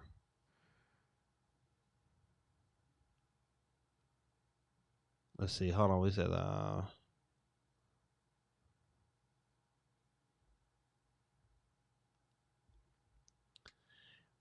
sometimes they'll release games and it's been 2 or 3 weeks and they already had patches and duplication glitches for Tears of the Kingdom, but I like that they had plenty of time to polish, as you said, even if they can't catch everything. Everything right away. I got you. If there a way to recharge them, if only temporary, simply yes or no would suffice. I do not know. I can't tell you yes or no if not. I just know the technology is coming. One question I have for Tears of the Kingdom: there are some batteries you can find that are a one-time use before draining your personal battery, even if there is a process. On. Oh, you talk about Tears of the Kingdom? Okay, all right, got you. Captain C in the building. What's going on, man? I'm sorry, man. It took me a little time to get on down here. Let me get you on the board, Captain C. If you don't see your name on the wheel, let me know so I can kind of put that on there as I get down the scroll. Captain C is on the building, not Guerrilla Tactics. It's on the wheel. All right. All right, there's 16 people on the wheels right now. 16 people. And then most games are barely 3 hours worth of content unless it's open world or PvP. Yeah, listen, I agree. That's why like a lot of games from like PlayStation, like I don't get me wrong. Listen, what's other? I paid $70 for the PlayStation version of Resident Evil 4 because I know like that's a classic, and I paid $70 for that game, and I think it's still not worth $70. I still think that game probably should have been 60. However, it was a classic, so I bit the bullet.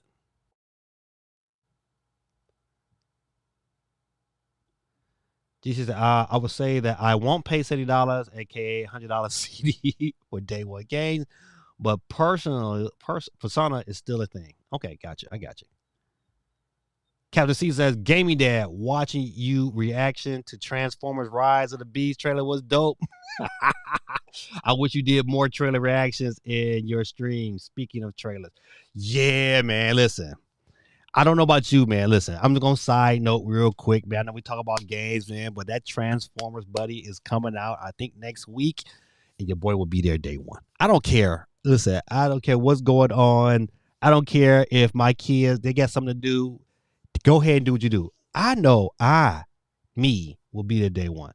I know my son, me and my oldest son David, we talk about it all the time. We will be there day one. We've already made sure those things happening. I got basketball practice and basketball training this summer, and I don't care what's going on. I will be there day one. I thought if it's a Thursday release before the Friday, I'm there.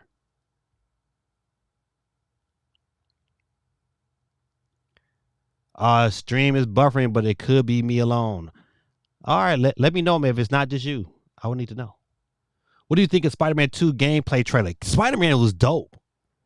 I mean, it's probably Spider-Man and Metal Gear was the reasons why I feel like the Sony showcase got a C. Because without that, I mean, it wasn't too many things else. I was like, oh man, really excited for. Man, I wish I knew the name of that game, man. What's the title of that Souls game? It was like a ninja game. I can't think of the name off the top of my head. But that game, Spider-Man 2, and Solid Snake. I'm not Solid Snake, but Metal Gear Solid Delta, were like those were the games that's like really got my attention. This is also buffering for me. Man, what's going on with this buffering? Norm in the building.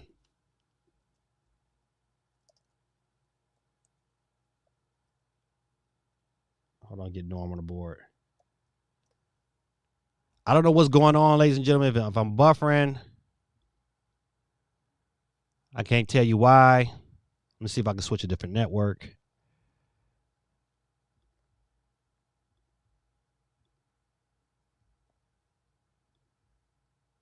All right, I switched to a different network, and hopefully that will work.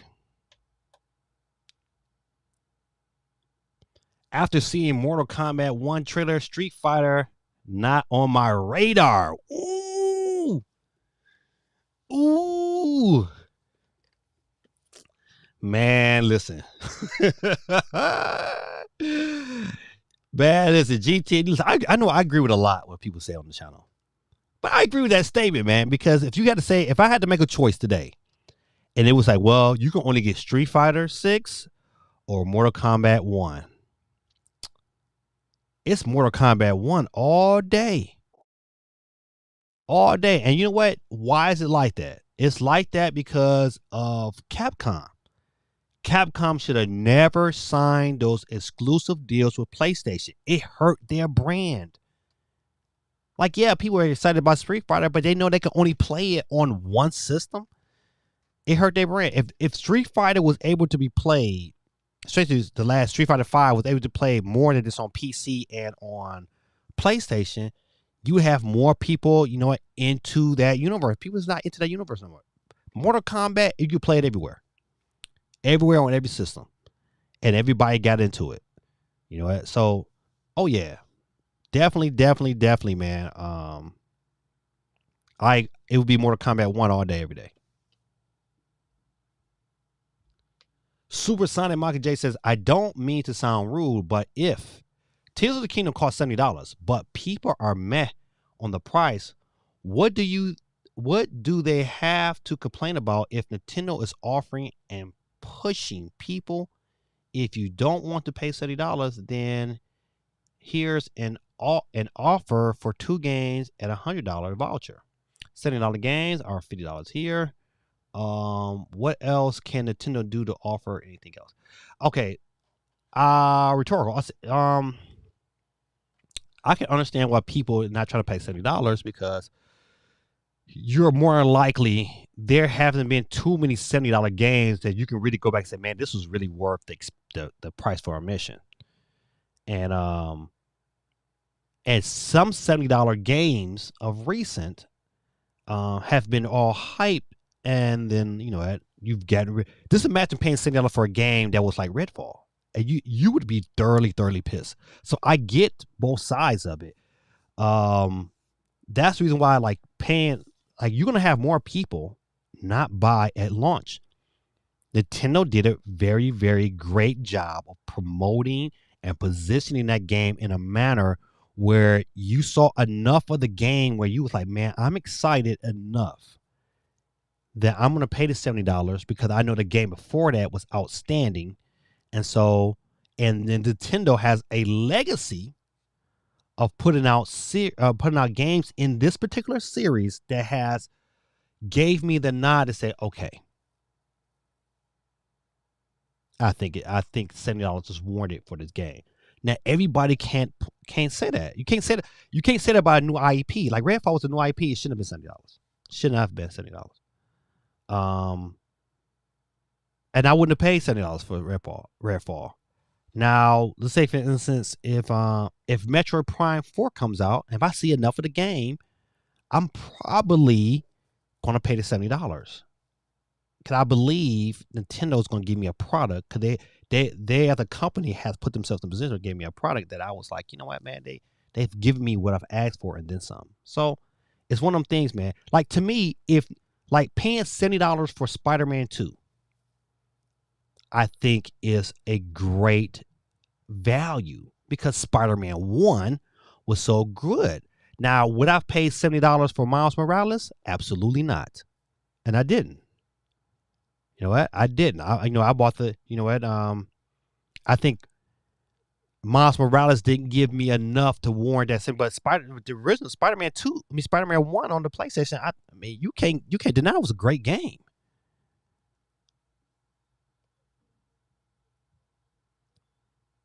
I said I can't find your photography link. Oh, it's not the link. It's my Let me see if I can put it in the chat. I was just the first comment. My dog is out there tripping. What are they doing to him?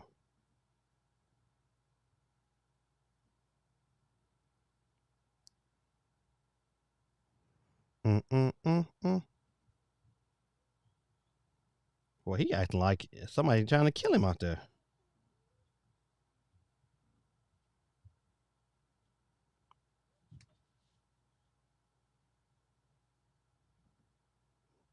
My dog is tripping.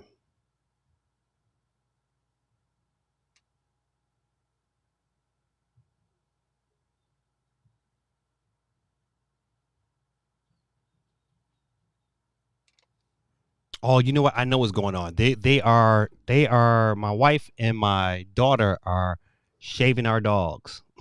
That's what's going on. And so we have more than one dog now. And so we got a small dog, and my big dog Ace be trying his best to hunch on the other dogs. That's what's going on. I said, why is he out? He in that room. He in the room next to me because they trying to keep him away from other dogs. I get it. I get it now, buddy.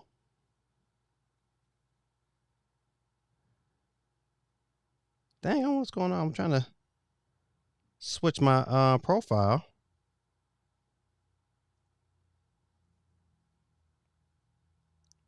Hold on 1 second. Let's uh-oh.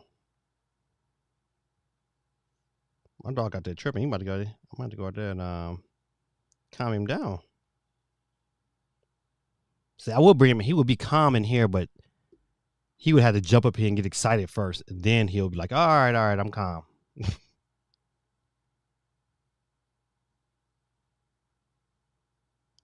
All right, see if I can.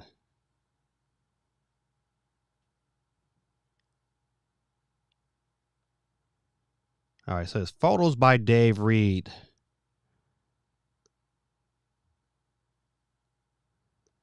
I'm trying to. They share.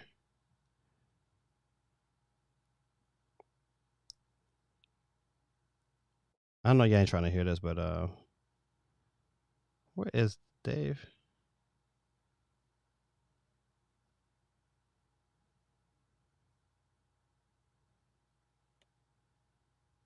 All right, I'm sorry. Please forgive me. I'm just get me going doing too much. All right, here we go. Finally, get your piece. Oh, get out of here! I didn't did all that.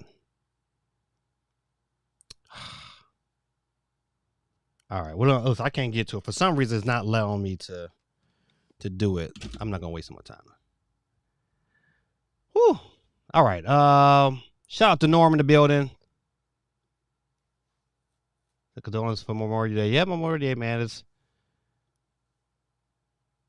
it's a time to celebrate, but it's also a time where we deal with fallens who have battled to allow us to have these opportunities.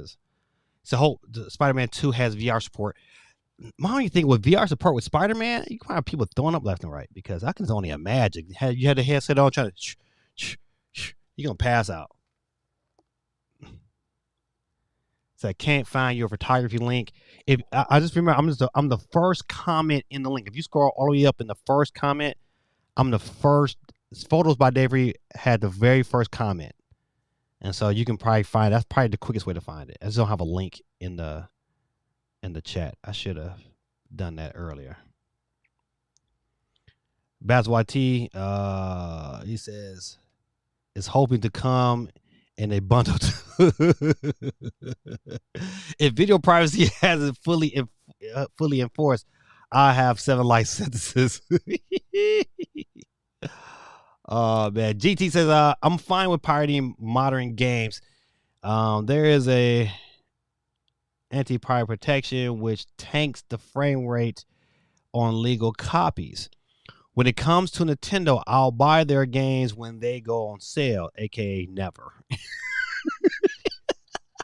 $70 for Tears of the Kingdom. In this case, the effort and value. I think this is I think it was just great. Definitely worth it. Pac-Man 99 DLC lets you play versus computer with the DLC. Anything purchased on or offline will still work after the service shut down. Okay, so that's what I'm gonna have to do. Appreciate you, Supersonic MJ. I needed that information. Kenny from the A, man, what's going on, man? I'll be catching you over there on Obi-Wan's chat. Let me get you on the board real quick. Let's see the Kenny from the A.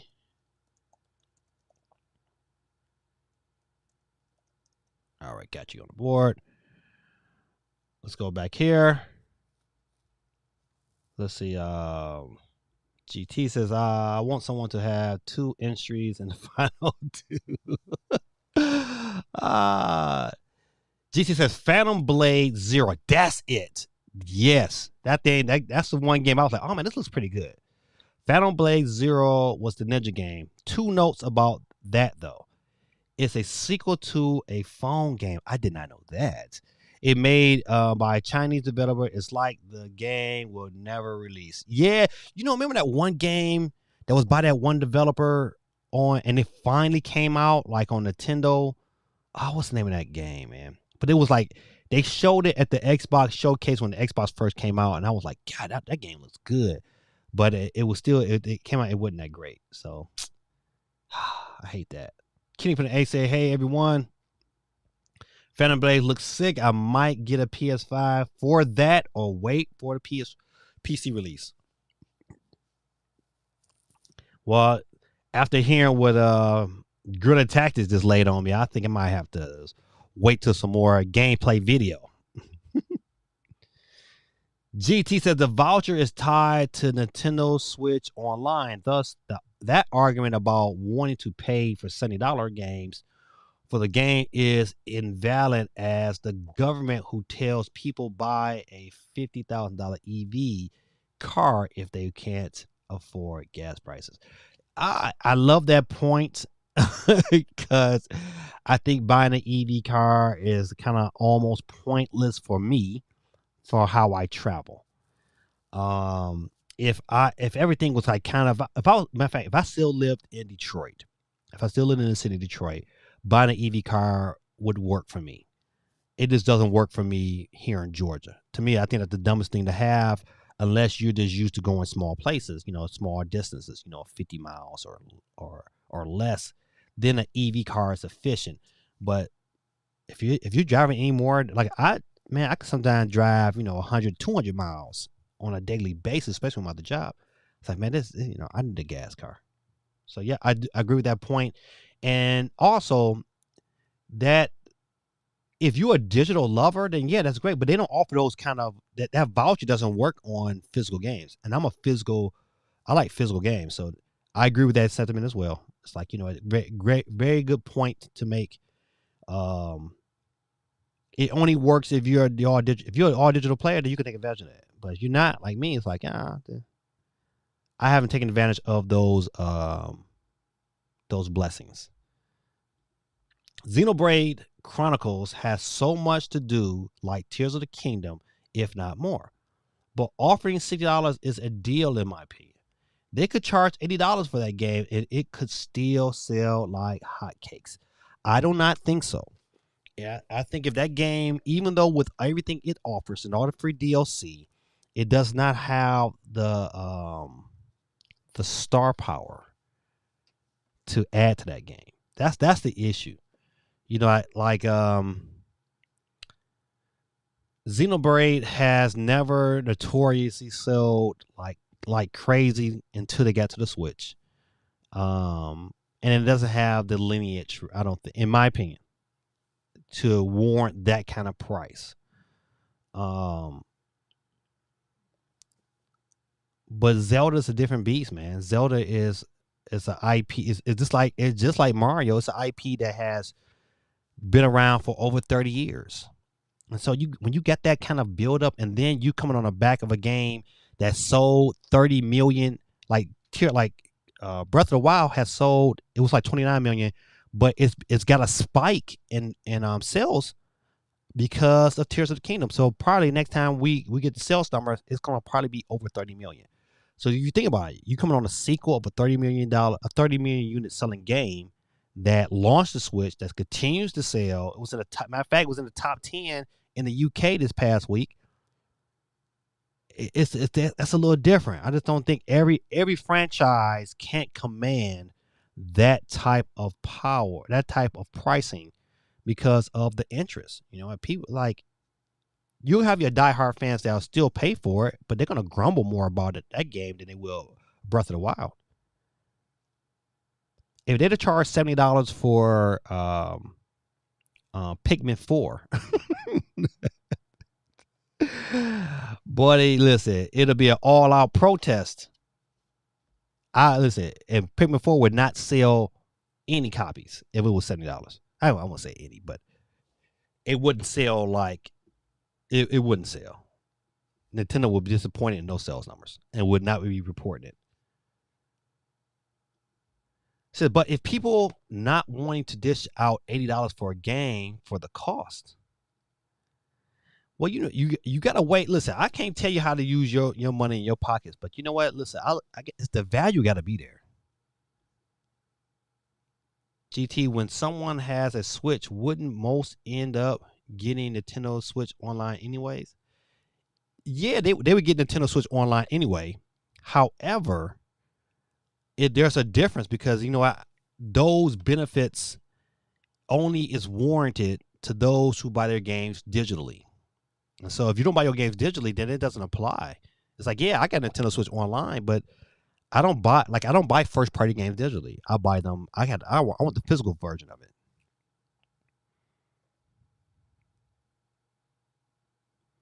So maybe, but if you don't have to spend whatever the price of Nintendo Switch Online is, plus spend $100 just to try to avoid paying $80 for one game, not that great of a deal. I mean, so if you took an $80 game and $60 game, well, that's $140. I mean, yeah, you still saving $40. I mean, there's a savings in that, but once again, you're tied to digital. That's my issue.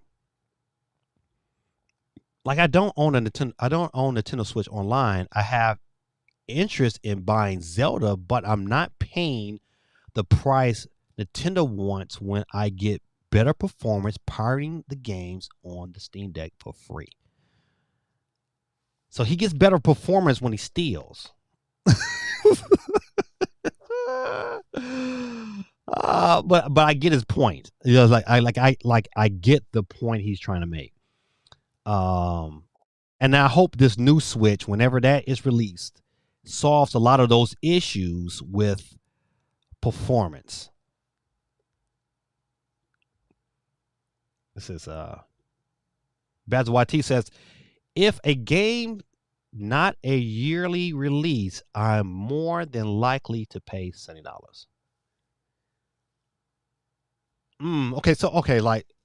Like Zelda came out in 2017. That was the last Zelda game, and now it's 2023. And in the matter of fact, it's the middle of 2023, and so we just not getting the next Zelda. So yeah, I mean, too many things came into play. Like to pay $70 for just say for Call of Duty. I mean, for me, I mean, for me, it's not worth it. Can you listen? It's not enough. Like for instance, for Madden, to me it wasn't worth it because like I'm not paying this kind of money for Madden when last year's Madden played just as well. It's like, you know what? I mean, yeah, I mean, I might want to improve players, but uh, but but I contradict myself because hey, I did pay $70 for 2K because I'm a basketball head. You know, I'm just saying. Matter of fact, I'm taking it back. I didn't pay $70 for 2K because I always buy the legendary edition, so it was $100 anyway. But I, it's in your preference, I guess. At the end of the day, what do you prefer to play? If that's your cup of tea, then you're gonna pay for it, regardless of price or not. You'll look at it and say, "Man, it's $10 more," but you know what? You're like, "Well, do I go without having it?" In certain situations, yeah. Like for me, for like Call of Duty, I waited for that bad boy was on sale. When it came on sale, then I bought it. Like Madden, I was like, no, I wouldn't too, especially because I prefer Madden on a PC, but because I got it on my Steam Deck. But I didn't buy the new version of it because it didn't get none of the enhancements. So I was like, then I'm going to enhance the PC version. So I was like, forget that. I just paid the old one. But that's me again. So I don't remember seeing Phantom Zero's gameplay. Could have swore it was all cutscenes. Yeah, I think it was. I think it was all cutscenes, but it looked them cutscenes. It just made me say, I'm interested." Sony is dominating Xbox currently, but Xbox is still able to get Activision Blizzard. I believe that towards the end of the Xbox Series X cycle, Xbox will improve. I mean, I just don't know, man. Listen, I'm really that's why I'm just as curious for Xbox's presentation as I am for whenever Nintendo drops their next direct. Whenever they drop their next direct, I think it's going to be very, very interesting. Probably one of the most watched because we're going to be interested to see what they release. What is their plan? And I love and hate at the same time that Nintendo, for those of you who like Nintendo products, got us all really on the edge of our seat. We're looking at chops for any form of rumor. And whenever that bad boy drops, we're going to be all locked in because we want to see what's going on going forward, but we also want to know the plans because right now we don't have any plans for Nintendo. And we really don't have any plans for Xbox. So that's why this presentation on the 11th is going to be very, very interesting. That was a gameplay, dude. The part where the samurai uses his environment to guard the boss's attack caught my attention. If that was gameplay, then color me impressed. I've been that color me bad, but color me impressed. I've been wanting a gameplay match cutscene for years. Ooh, I wanna you up. That was a jam. I ain't gonna front. Hey, look at the poll right now is let's future grade the Xbox presentation during Summer Game Fest, and currently A has 20% of the vote, B has 40% of the vote, C has 20%, and so does F has 20% of the vote. That's crazy. Leaning more towards I think it's more towards a C grade than it is anything else. Nintendo Switch Online is $20 a year, I thought.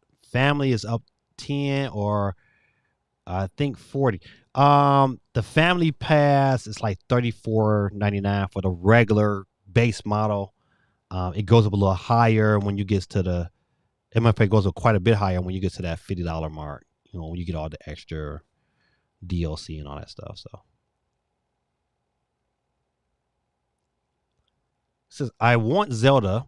I don't have okay, no, I read that already. It said, don't have Nintendo Switch Online, thus sure I'm saving $40 on another game. Okay,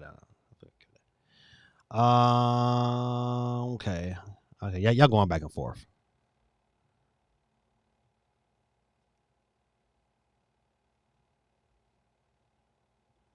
It said, if the base Nintendo Switch Online, I believe the reason I bought my Switch was for JRPGs. There are very few online Nintendo games I care about. Splatoon is the only one that comes to mind. That's a good question. You know what? That's what I say, man. Everybody got that's one thing about being a gamer nowadays. It's great because everybody got their own taste. And I think when you make kind of decisions, you got to base that on your own taste. What is your taste?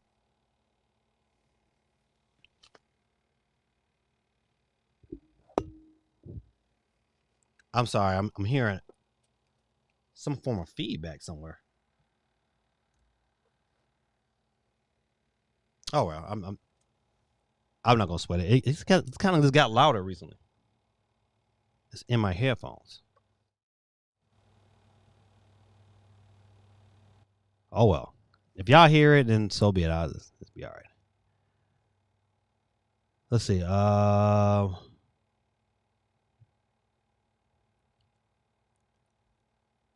Let's say Nintendo Direct confirmed for the 11th. Where you find that at?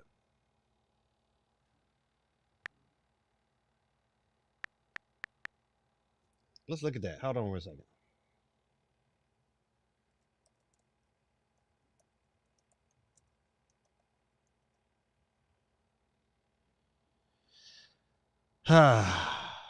Let's see.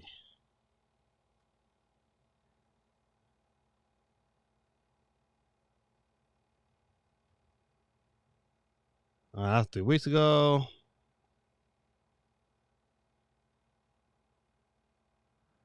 I don't know. I don't see nothing. Let's go. Google.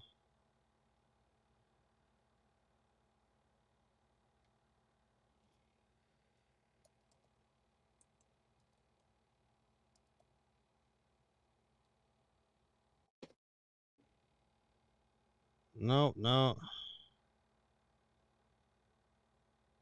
Okay, this is 11 hours ago. Let's see what it says. It says rumor hits another Nintendo Direct for 2023. Could Switch 2 be finally unveiled? I don't think so, but let's see. Brand new reports are teasing an upcoming Nintendo showcase slated for later this year. Over the past 4 years, the gaming industry has gone through a very particular change. There was a time when the industry revolved around the grand live event, blah blah blah blah blah. However, after years went on, the greatest Nintendo events divided, blah blah blah. It says Nintendo has reputation. E3 once again account. Okay about that. Switch 2 might be on its way, as rumors suggest the arrival of a Nintendo Direct. Recently, Ethan, who from Kotaku reviewed, Nintendo is gearing up for a much anticipated digital showcase this year. Gatch tweets reveal Fuel. Okay, I saw this the other day. It says, let's read the tweet real quick. It says, sources are telling me both PlayStation and Nintendo will have additional digital showcases this year.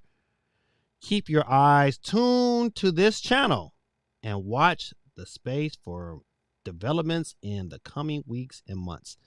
I don't too much care about this tweet because it's more of an advertisement. Like it. Oh, that's the issue. I said, man, I must have. Oh, there it is. I said, what's going on here? I figured out what was going on. I said, man, I hear something going on. It's a thing I kicked on down here.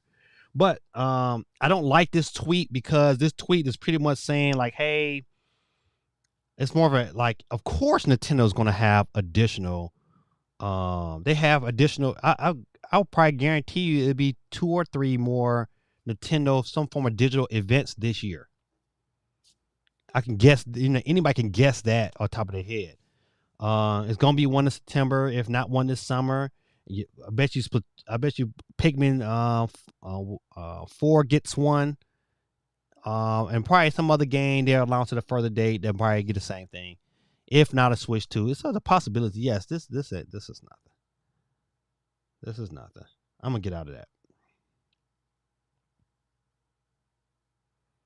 Okay, that was May 8th. That was the latest thing on Nintendo Direct. That was 11 hours ago.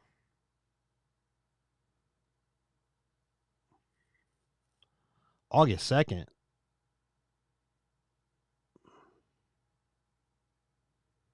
Okay, all right. So I'm not digging too much into that. So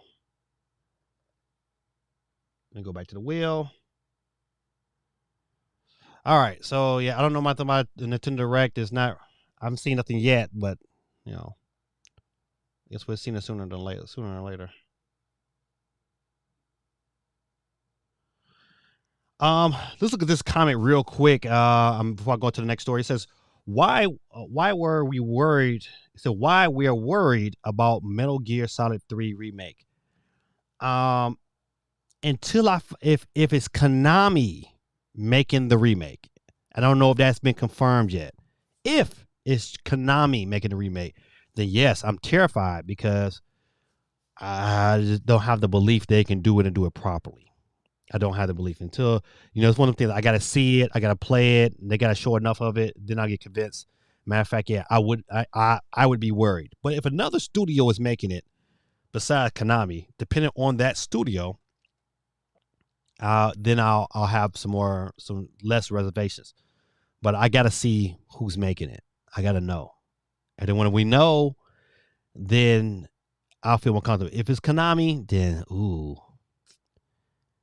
then my excitement for Metal Gear Delta has just went, because they have proven they've been away from the space for a long time. So to come out with a hit and do it well is going to be troublesome.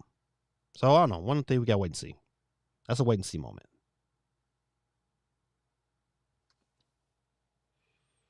All right, Summer Games Fest. I'm trying to get some more of these comments in. He says, Basil T says, buy a game on Nintendo is different than buying from PlayStation and Xbox. Give it a month and it will be on sale for half price. Yes, Basil. It gives Sony a couple of years and their games can be had for like $20. Give Nintendo games a couple of years and they can be had for $20 price increase. You know what? Listen, some of them games though, I mean, yeah, it do take. I understand. I can't defend Nintendo. It do take them a long time to put their games on sale, and then their games be like, it's still like $40. So Tears of the Kingdom, this sale price is gonna be $50. That's crazy. Is everyone forgetting about how big Nintendo said that the Switch is planned to last 10 years? They stated that around before the Steam Deck was even announced, Switch 2 Pro is not around the corner. If it's a Pro, I mean, I disagree with that one, D1, and I think could they get 10 years out of the Switch? I don't think so. Could they get 8 years? They could probably get 8 years. 8, maybe 9. If this is a Pro, if this next system that coming out is a Pro, then yes, they won't get 10. They might get 8, maybe 9. But this Pro got to be a beast though. The Pro can't be no punk.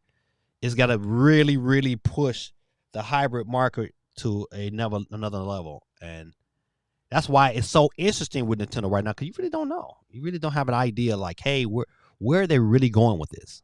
Don't know.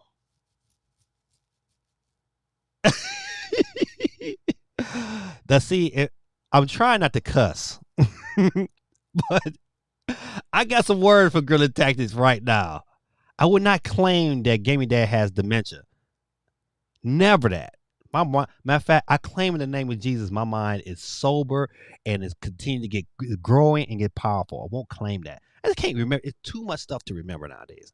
I'm focused on cameras and I can't remember every game. All right, buddy. But I wanted to curse when I saw this comment. You said direct 11, but didn't know if it come. No. What I'm talking about the 11th, if the Xbox presentation, I believe it's the 11th. Matter of fact, let me look down here. I don't care about what it says.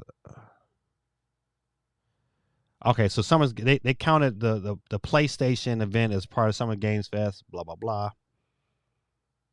I don't care about none of that.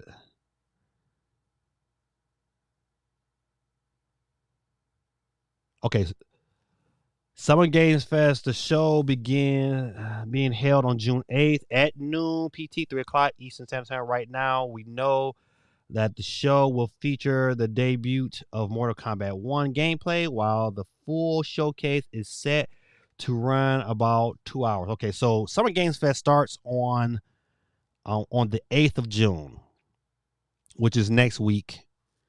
I'm trying to think when it's Xbox. Okay, so the Xbox showcase is June 11th. June 11th, 10 a.m. PT, 1 p.m. ET. Okay, so the 11th of June, I think it's a Sunday. Let's look at that. Yeah. The 11th is a Thursday. So Monday the 8th is Summer Games Fest, and I will probably be streaming that. Let's see.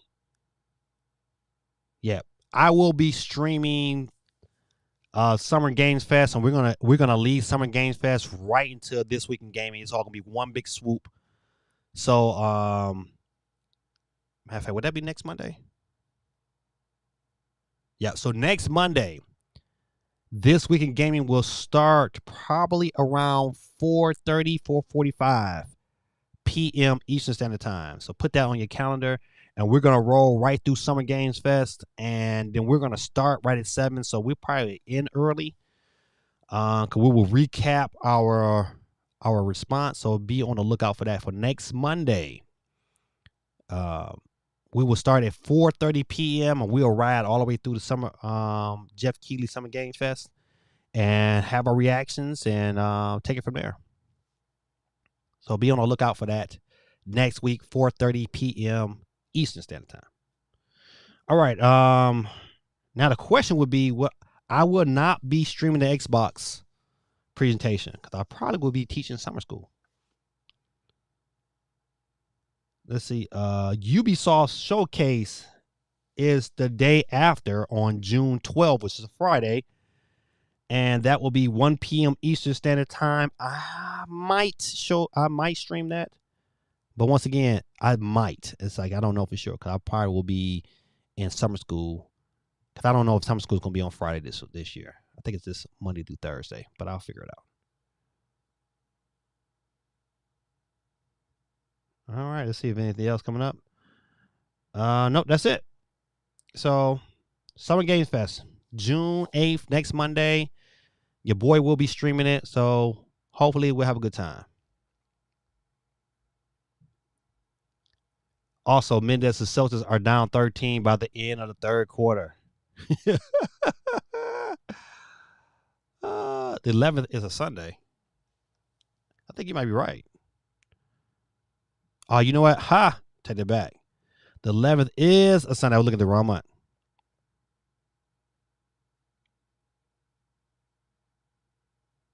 Okay, so listen, we'll take that back. So next Monday is a regular time for This Week in Gaming. Thursday, I think it's at 5 p.m. Thursday, if I do not have to work. I'll let you know on Monday if Thursday is a go. But I know I got practice, so it's gonna be tough. So I might not be streaming that bad boy. I look at the wrong date. And then you get the 11th is a Sunday. Maybe. I'll know for sure. But maybe I will be streaming Xbox. This is Sunday. And I can probably make that happen because it's going to be at 1 p.m. Yeah, I could probably do. I might better do Sunday. So we'll see. We'll see. All right, off of there. Get to another comment. This one that kind of warmed my heart up real quick. Will EA Sports college football be revealed at Summer Games Fest? Oh, I hope so. And you know what? Guerrilla Tactics, to go to your comment earlier, says also Mendez Celtics is down. You know, Mendez, man, he is not trying to he's not trying to hop in this chat no more.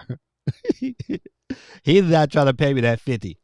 He probably like, no, I'm not even doing it.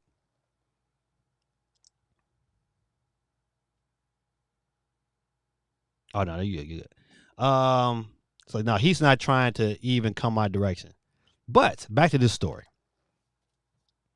I really hope they show something. I think this game doesn't release until 2024, but man, this show us something, EA. I will be so happy if they show us something. Because this is probably for next year, this is probably one of my most anticipated games. Without a shadow of a doubt, this is one of my most anticipated games. Because I think this is going to be something special. But man, EA pulls this off, man. Show off. Listen, because I'm ready to play a college football game. I'm glad they're in a position where they're going to play these players for their likeness. But the sad part about it, video game related, I'm gonna start to back away from college football. Like I don't like even watching pro basketball anymore because it's too much money involved, so it can be manipulated. So once money get into it, it's like, man, it's hard to watch it and be like, oh man, this is a good game. I can watch high school basketball. It's great. I love college basketball, but you know what? It's now you got a dollar attached to it, so people can be bought. You know what? Once people can't be bought, man, the honesty of the game pulls away. You know what? I no. Just not a big fan of that. Neil Prime said, yes, college football and yet another EA Sports game not on Switch. To me, this is why I used to be a shareholder of EA Sports. Not EA Sports, but EA in general. And I sold my shares years ago because of some of the decisions they were making. It's like, there's no way. I have a system that's out there that has 100 and almost 30 million units worldwide. And it's probably like 50 or 60 just here in the States, right? Football is pretty much a U.S. region sport. And, you know, you get some Canada teams, you know, things of that nature. If they were to put Madden, and it could be the Xbox 360 version of Madden, people would buy. It could be the PS4 launch year version of Madden, and it was on the Switch and it ran well. People would buy it. If it ran at even if it ran at 30 frames per second, people would buy it. Even if they sold 5 million copies, which is very, very feasible to do, people would buy it. They would make money. It wouldn't take a whole lot of investment time to make that game work on the Switch. Now, I would assume if there's a new Switch and it has more power and it can run it, it's always been proven that the same engine that they use to run Madden works on the Switch already because they got a downscale version of it. I don't understand why that this is not running. If they got FIFA to run at 60 frames per second on the Switch, why not Madden? So I say this here to EA. You guys are stupid.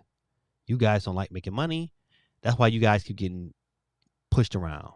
Whatever feelings you had, yes, the Wii U didn't sell, but get over it and make this money that's all on the Switch for you to make. Because a cat like me would have bought it years ago. As a matter of fact, If you'd have had it on there launch year, I would have bought multiple copies every year. I'm just saying.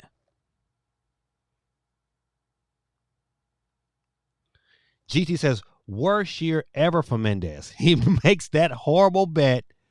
Al Horford says he is an elite shooter and gets clowned by the media. Tatum's back up Horford's claim. Now the Celtics are being blown out in Game 7. God almighty.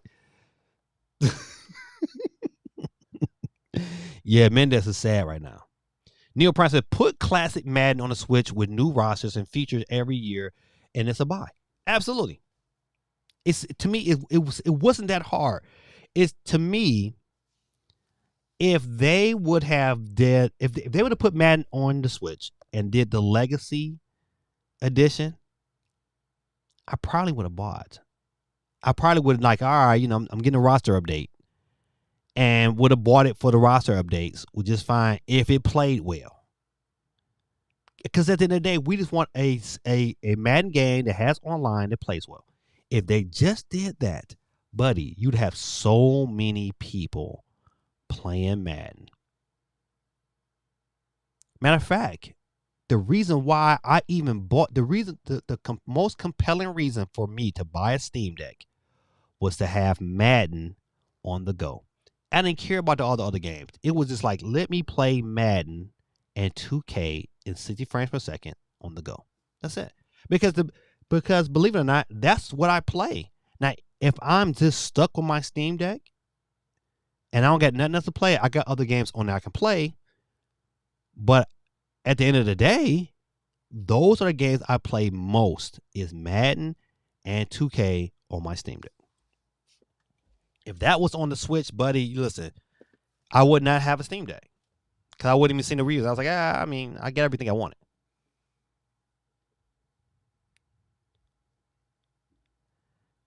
As much as I like King Laurie, Joker is getting the chip. Ooh-wee. Yeah, he is. Yeah, he is, man. All right. So this is a great story. I hope this happens, but we got to wait and see. Mortal Kombat 1 gameplay will premiere during Summer Games Fest. I'm going to look forward to that. I think it's going to probably be the highlight of that show. I love the fact that it's coming to Switch. I know they're not going to show Switch gameplay, but that's why games like this, it intrigues me, because there's always that hope that Nintendo is going to drop a new system. And I just think everything is set up so well for them to do it, though. It's set up so well. For Nintendo to drop this bad boy this Christmas, and the great thing about it, Nintendo doesn't need to have a lot from its first party. They can just say, you know what, we're gonna drop this bad boy in November. We're gonna give you enhancements to all your current games, and we're gonna give you one new game, and then we're gonna lace 2025 or 2024 with bangers after bangers after bangers, and then end the year off with Mario Kart 9. And they're gonna be right back in business. That's why, to me, it's just way smarter for Nintendo to drop a Pro. Financially, it's way smarter. If they get a Pro with that has some improved graphics, get you improved battery life, some better Joy-Cons, and kept the form factor, have your things run faster, more efficient, it's gonna sell. People are gonna upgrade. Like the Dickens. I don't know where that country word come from, but I know it's a country word. They say all the time. Like the Dickens. Buddy, they're going to be upgrades. And you're gonna have more people buy that Switch. And it would definitely, without a shadow of a doubt, catch PS2 and blow it out of the water. I'm just saying. Just to point out, this game 7 is in Boston. Ooh, imagine getting blown out at home. Mendes is probably sobbing in the nosebleed seats right now. My guy might be on the train. Gotta beat traffic. They better not show Switch game on play Summer Games Fest. Gonna have hundreds of people in that audience checking their glasses prescription. You right. You right. You can't argue with that. That's a true statement. But yep, another definitely I'm definitely looking forward to that gameplay. But Mortal Kombat, it looks like Mortal Kombat. I'm more interested to see if it's more of the same or did they do a little something new. So looking forward to that. All right, so let's dig into this for a hot second. This was my response when I seen this. I said, "Oh, that is interesting." It looked like a bat. It looked like a bat boomerang. First of all, first thing comes to my mind is that the battery life is only be like 2 to 3 hours. And listen, the first 0, I was like, psh. Then they're saying, they're the price. They didn't release a price. They're saying that it could be anywhere from $250 to $300. So this was almost a question in the chat. How much money, if you have a PS5 owner, what would be the price point for you to own one of these? Because it's I'm gonna tell you why it's interesting to me. And I would consider it because I can take it away from my room and I can go upstairs in my bedroom and I can play it. And if that is the case, and if it's a good experience, because I got a pretty good internet, if it's a good experience about me going from here to my bedroom, it will be kind of worth it if I'm playing some games that I like to play. So there could be a benefit from this. So for me to buy this system and me to say, all right, I'm going to pull this trigger, this thing cannot be over $300. Matter of fact, no, I'm going to take it back. This thing has to be $200 because more likely this is the system that Sharp was talking about that they are going to that they were making screens for. I think that screen is probably be an LCD screen. I don't think this is going to be an OLED. And for it to be an LCD screen, it's going to have to be cheap. So you look at the price of the controller itself, right? The controller itself, you bought that, it's like $70 in the store, right?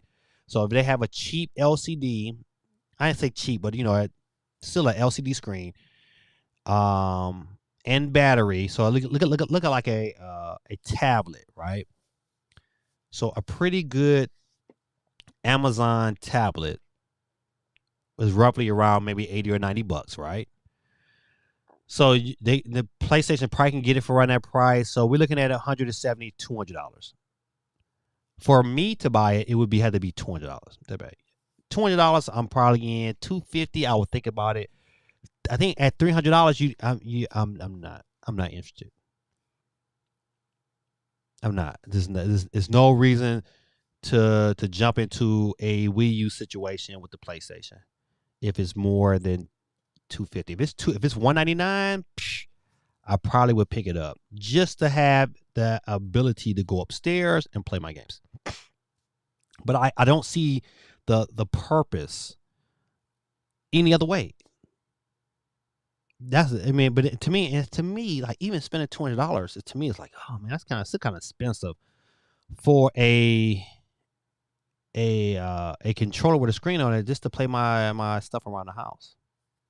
So I was definitely not excited, but Sony got to do something to excite the fan base.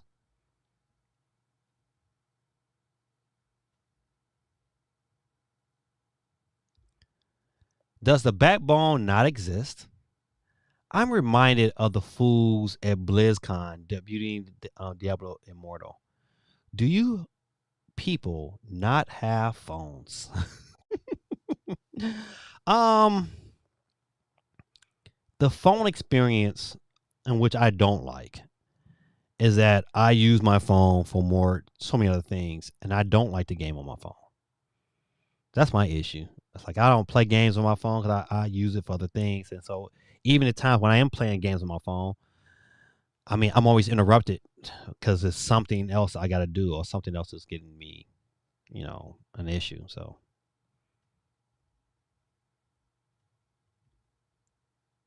let's see. Neil Prime says Sony has to tell me more about the Project Q. Why would I want this if I can do the same thing with my own device and PlayStation backbone? You do make a point. I don't know. I don't know if your phone is 8 inches. So I think the screen is like 8 inches. That's a pretty big screen. You know what? It's definitely not made. I would tell you this, though. If this thing sells, it would put PlayStation in the mode to say, you know what, we need a portable. If this thing sells, then you know what, you can see PlayStation maybe saying, hey, let's make a PS5 portable in a couple years, and that bad boy probably will sell. But I don't know, man. It's one of them things like you really can't put your finger on this here. They didn't convince nobody that they needed it. Nobody. But let this thing be like $400. Buddy, they're going to get laughed about here. I even think 300 is like too much. At least at 300, I think some people would still buy it. But my bet on it's like it's got to be $200. $200.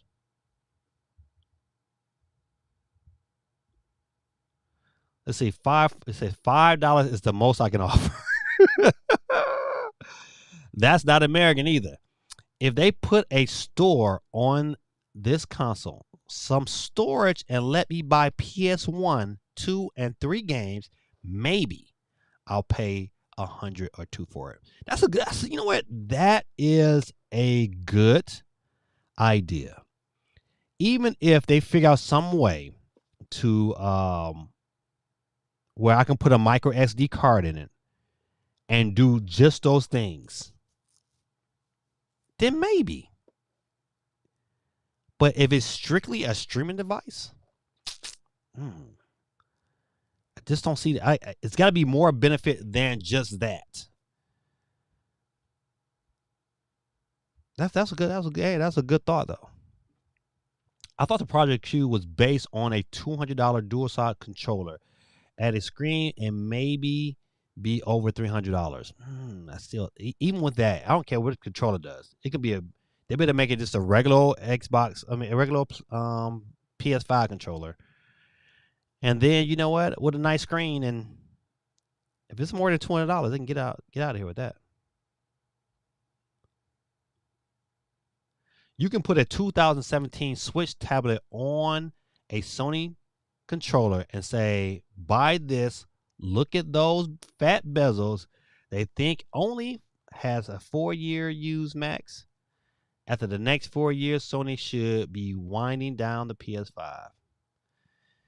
Yeah, they should be, but I don't think they are though. I think we're gonna see the PS5 around longer. Cause I don't even think we have seen games that really touch this peak. My phone is a Samsung Fold, which is 7.6. Ooh. Okay. So you know that not the Samsung Fold. What was the Microsoft Fold? That was a nice phone. Any phone I thought was like, man, you know what? I wouldn't mind if Apple had that design. That's one of them. Yeah. So right now, man, just kind of looking at this device, man, it's definitely something I don't need, but something that I would definitely embrace if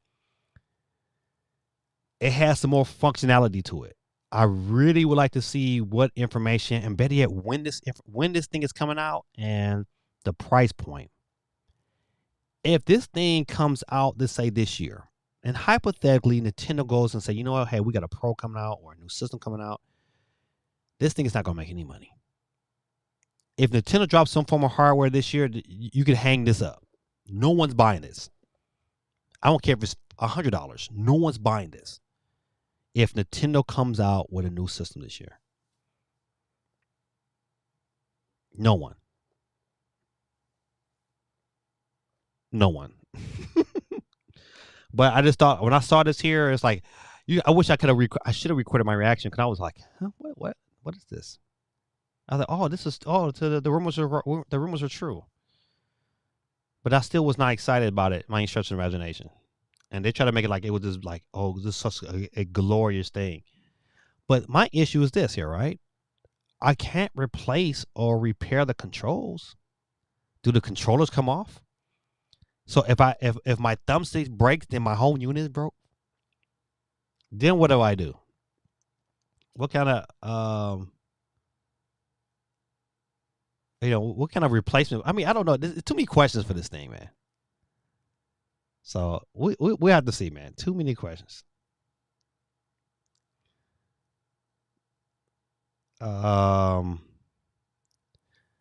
Infamous remains just as electrifying 14 years later. Once again, we talked about this earlier about IPs that Sony has that they just gave up on. A 2023 version of Infamous would get people excited. A 2023 version of Gravity Falls would excite, or Gravity Rush, excuse me, would excite the fan base. Because Gravity Rush was good. Great game, great concept. Love that game. Give me a remaster of that. I'm solid. They can remaster Infamous. They would sell. If they haven't learned anything from Nintendo, remaster some of these games, man. People would buy. Infamous was a great series. I'm just saying. Get this posh boy out of here, bastard. Look at this posh boy calling himself Dio Pride. He doesn't know the struggles. 30 degrees Celsius is no AC. His phone costs more than fans better use to keep himself cool on the hot summer nights. Nah, man. Listen, the phone is a nice phone. It's just expensive, man. I think that bad boy is about $2,000. But he probably got it for like, on the plan for a grip. That's hey, I say that's a lot of money.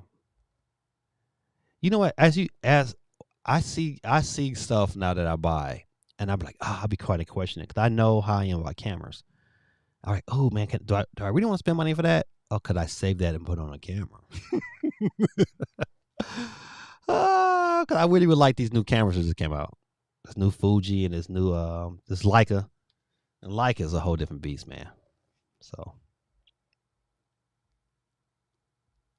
Infamous 2 plays like garbage. I'll be down for a remake, but much like Killzone 1 through 3, I can't go back and play those games on PS3. Yeah, the control but like Killzone on the Vita was good, but going back to you're right. I'm not. It needs some updating. You've been spoiled. You've been playing games at 60 frames per second with great updated controls. It's a different experience, but it still was good though. Infamous and Infamous 2 are a couple of my all-time favorite games. I agree, man. I was like, man, my issue is that they have these IPs that they just kind of like push to the side and not push the envelope and get them remade. There's no way you have Xbox. There's no way you have Banjo-Kazooie and not make a new game in that series. There's no way that you have Rare and not make new games. Yes, you have Perfect Dark, but you should have had a new game in that series as soon as you acquired those companies, man. To me, with Xbox, it's just poor management of the companies they have. If they had better management, then you know what? You have a better experience.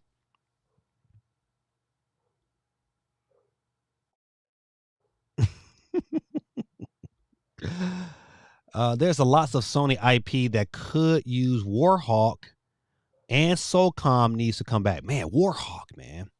Another great IP, probably one of my favorite IPs on the PS3. Like, why isn't that game been remade? Just like, it's like nonsense.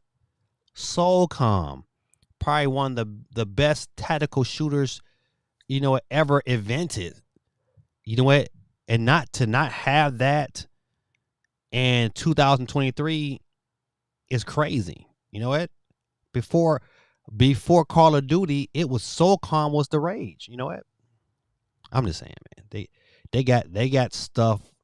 They have IPs that can definitely that should be brought up to a 2023 level, and they just sitting on it. It's not like, we got to do something new, and you got stuff that's still, you have legacy that should be developed. That's why Nintendo they do so well, because they just continue to improve on their core games and slowly introduce you to new ideas and concepts. That's how we get Splatoon. Like Nintendo, I really, really hope Nintendo does another ARMS, because ARMS was good. It just, it came out before Smash, and when Smash came out, people just stopped playing ARMS. Yeah, ARMS was good. So I wish they would improve. I wish they would give that franchise another chance. And to me, they should have had that ready to go like the beginning of this year. And people would still be playing ARMS right now, and that could be another fighter in their arsenal that people could be giving their time to. So I was able to trade up the Fold 3, and I only pay a fraction of the cost. See, that's how I do my that's how I do my my iPhones. I trade that bad boy in to give me $1,000 back, and then I'm paying like $2 a month. So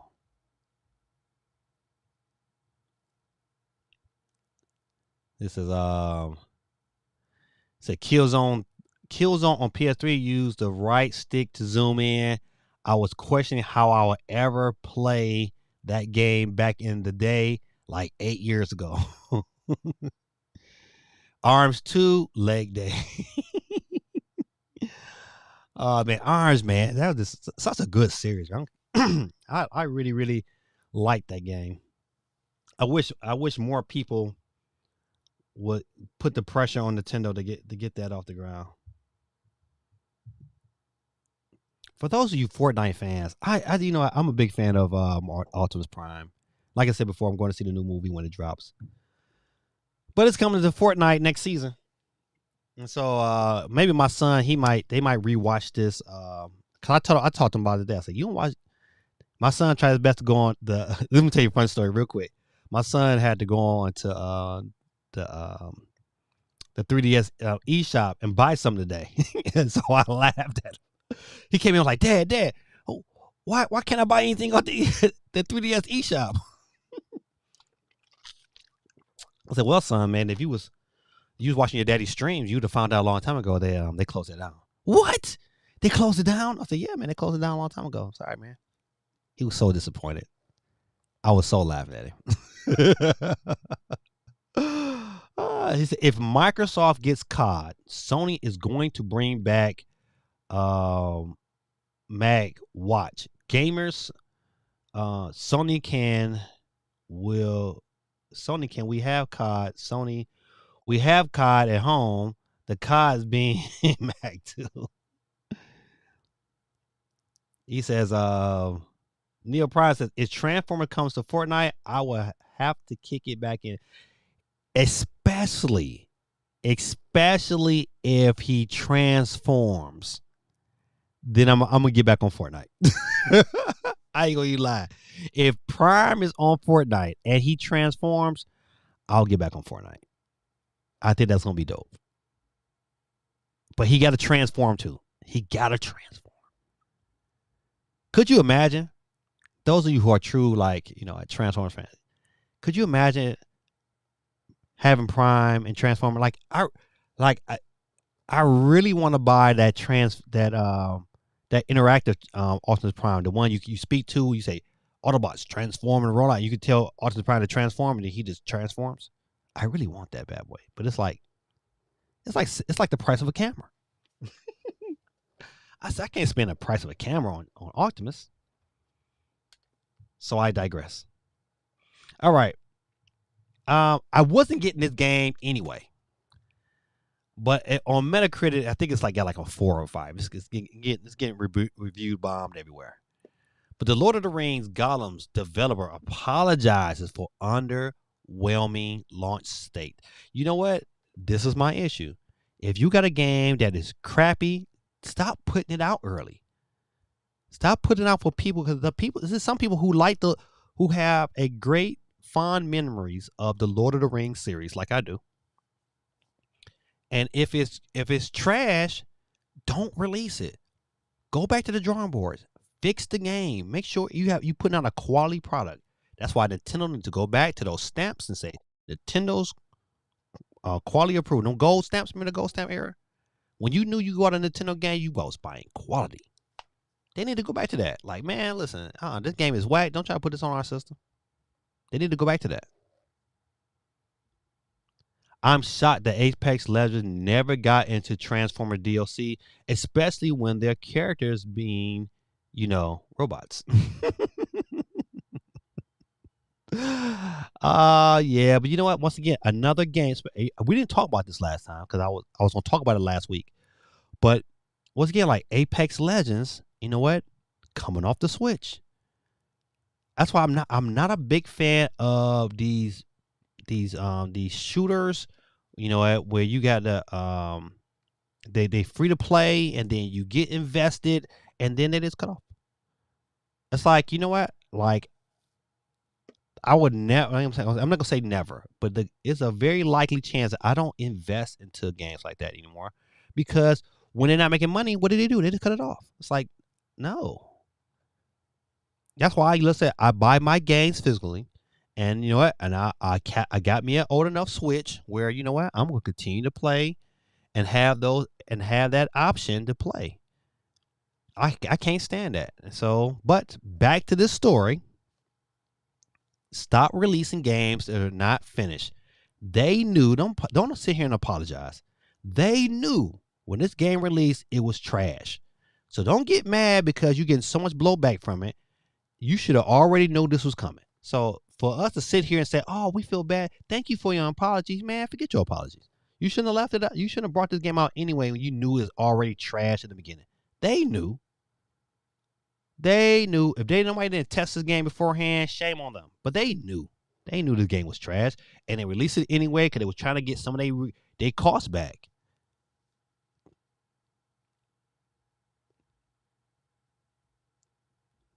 So those gold stamps will be tarnished after that last Pokemon release. You're right. You're right. You're right. You are absolutely right. But man, um,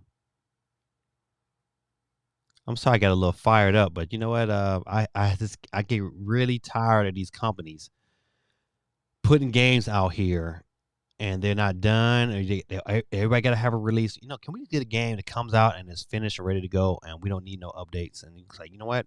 Just roll with it. I hate updates. Release a game that's sound all the way through, and we don't have to worry. We won't have to have these issues. Nintendo using illegal emulators or illegal copies of games harms development and stifles innovation. And so, this article pretty much on the basis of the content, that Nintendo went to Valve and to get the Dolphin emulator down, and so before it was released, of course, it's still other ways that they can get around it. People can get around getting that emulator onto their Steam decks. However, I think Nintendo had to do this, man. They had to do this. But once again, a Dolphin plays games that you cannot play. It's certain games that's stuck on certain systems, and it's not like I can go out and buy a copy of. Let's see what's the game. Hold on. Let's see if I can find it up here.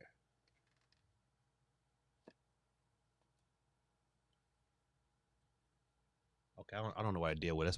It's probably out there somewhere. But I got to get one of my favorite Wii games is a sight truck. If you don't know what a sight truck is, it's a super fun game. I wish I can buy that game. That's a game like if Nintendo had an um a not an eShop, but you know what a virtual console experience. That's one game I would buy hands down because that was such a good a sight truck. If you get yourself a Wii and you in one of those stores or they sell retro games, it's definitely a game that you should pick up. I kept my copy. It's somewhere around here. But every now and then I'll throw it into my Wii U, and I'll play it because it's such a good game, such a good game.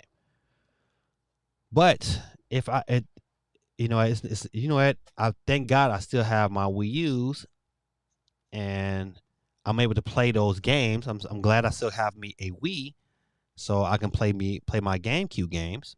Because believe it or not, when my son comes home, we still play um, NFL Street off the GameCube onto the Wii, and it's like the best experience ever. Best, it's so good. That's to me. I hope somebody remakes like once again EA. You have NFL Streets, get that license and remake a new version of that because that game was great. And you know what? People would buy. That's a game you put that on a Switch, and it would sell like hotcakes. I'm just saying. Oh, here comes Nintendo excuses for why I can't play old Nintendo games, which Nintendo refuses to sell me. Nintendo needs to sell me the games as opposed to expecting me to have bought the games last year on Wii U or dig out my Wii and pray I brought the game pre 2008 or where they shut down the store. Yeah, I know. Don't get me wrong. Listen, I told you before. I'm all in favor of emulating games Nintendo does not sell anymore. It doesn't give you an option to buy anymore. I'm in favor of that. But I'm totally against emulating games that they currently have on their system. I believe in you support them. All right. So real quick before we move on, the poll question today is: let's give future grace for Xbox presentation during Summer Games Fest, which is I believe June 11th. And so right now, currently, a grade of A has 27%, a grade of B has 36%, a grade of C has 18%, and a grade of F has 18%. So, I mean, people are more optimistic about the possibility of Xbox turning it around.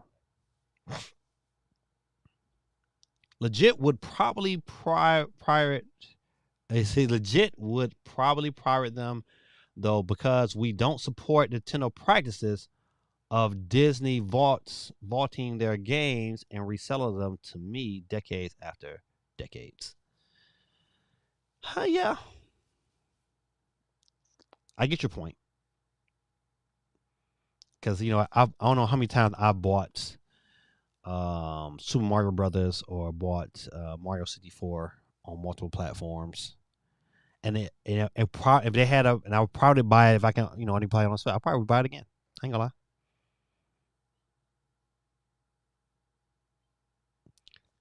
The Witcher 3 has shifted over 50 million copies worldwide. That's great, man. Listen, I'm all in favor. I think these are highlight points. Witcher, once again, another great game.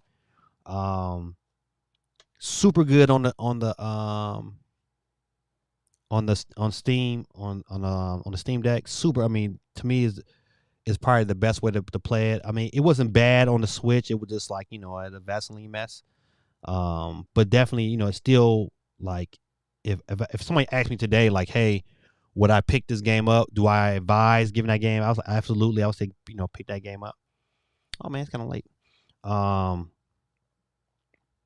So yeah, I'm so glad that they were able to shift. That was a good game. Another good game. No, I don't know how many times that I've purchased this game, but I've purchased it multiple times, and it's a great game. So shout out to them. 50 million. Super Mario Brothers movie now at 1.2. What's that? Okay, 1,200,000. No, excuse me, 1,276,000,000 worldwide. Now the third highest grossing animated movie of all time. I want what's the first in front of it.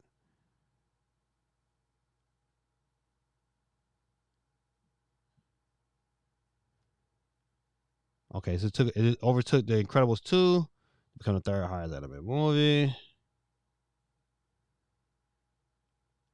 I just want to know what's in front of it. What's number 2? Let's see if it is.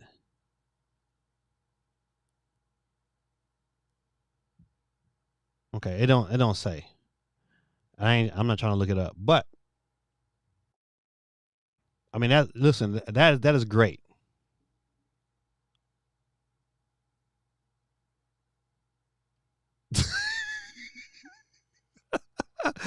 Update. Shout out to the Boston Celtics moving on to the NBA Finals. Psych. Mendez, you lose. Oh, but shout out to Mario Brothers, man. This, you know what? I am very those who are truly Nintendo fans. You know, I know that you gotta have you gotta be smiling that this movie does have done well,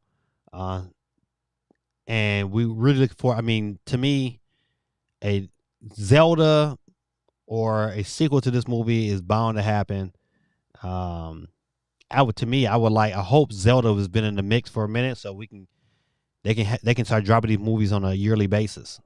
I really hope that happens. I hope that was the plan. They say, hey, you know what? We know we got a hit with this one here. Go ahead, and maybe a year or two ago, Zelda was already, getting that stuff prepared. So, because that'll be a great 1-2 punch. 1 year in the Super Mario Brothers, next year Zelda. You just bounce them back and forth. So good. But those of you who are Witcher fans, hey, the series is getting a 5th season. The Witcher is good, man. Hey, listen, The Witcher, if you have not, it's a couple shows, video game shows that's on Netflix. The Witcher is one of them, and Castlevania is another one. Go check them out, man. Definitely worth the price of admission. And I watched this movie today with my wife, man. If you got Apple TV, it's on Apple's TV service. It's called Sharper. Highly recommend that movie. Super good, super good. Definitely worth your time. The movie is called Sharper. It is on Apple TV. Phenomenal. If you like a good thriller, a good movie that will give you great suspense, keep you guessing all the way to the end, that's the movie for you. Sharper on Apple TV. All right. Let's see. We talked about that. Pokemon franchise has now shipped over 480 million units. Yikes. That's a lot for a franchise. But if I'm correct, I don't know how many Mario has shipped it over the lifetime. But that's still, I mean, man, that's a lot. 500 million pieces of units. I'm trying to think. I don't want to go down too far.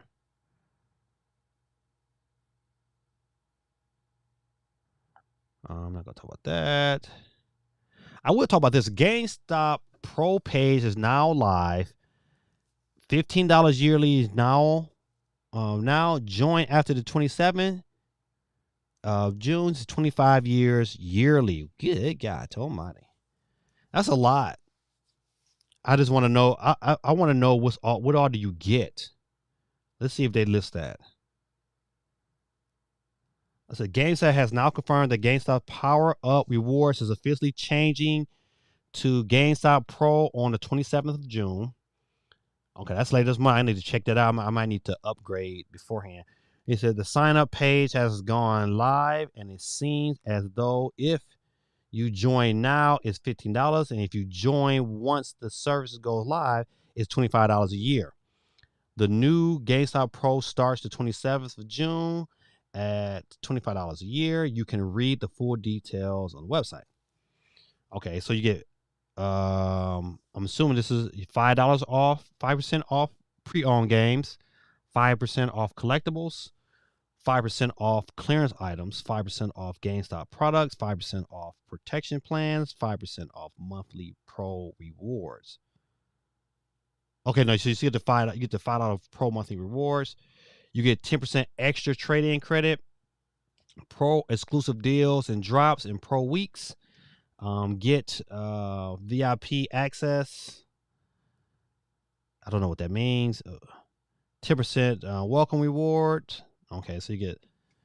All right. So even though you're paying a little bit more, I'm probably definitely going to renew. 22% back and rewards. Always earning. Reap your rewards. Unlimited digital access to gaming for. All right, so you get a little bit more for the extra amount of money, but for me, it's still like it's still good for me. So what I did, I got rewards for not only myself, I got it for my kids. And so one of the way I'm able to cut down on the cost for me buying eShop cards is that I am able to take that $5 that I get from them. So like if I buy 3 eShop cards, I get them for $15 compared to get them for $30 and that's every month.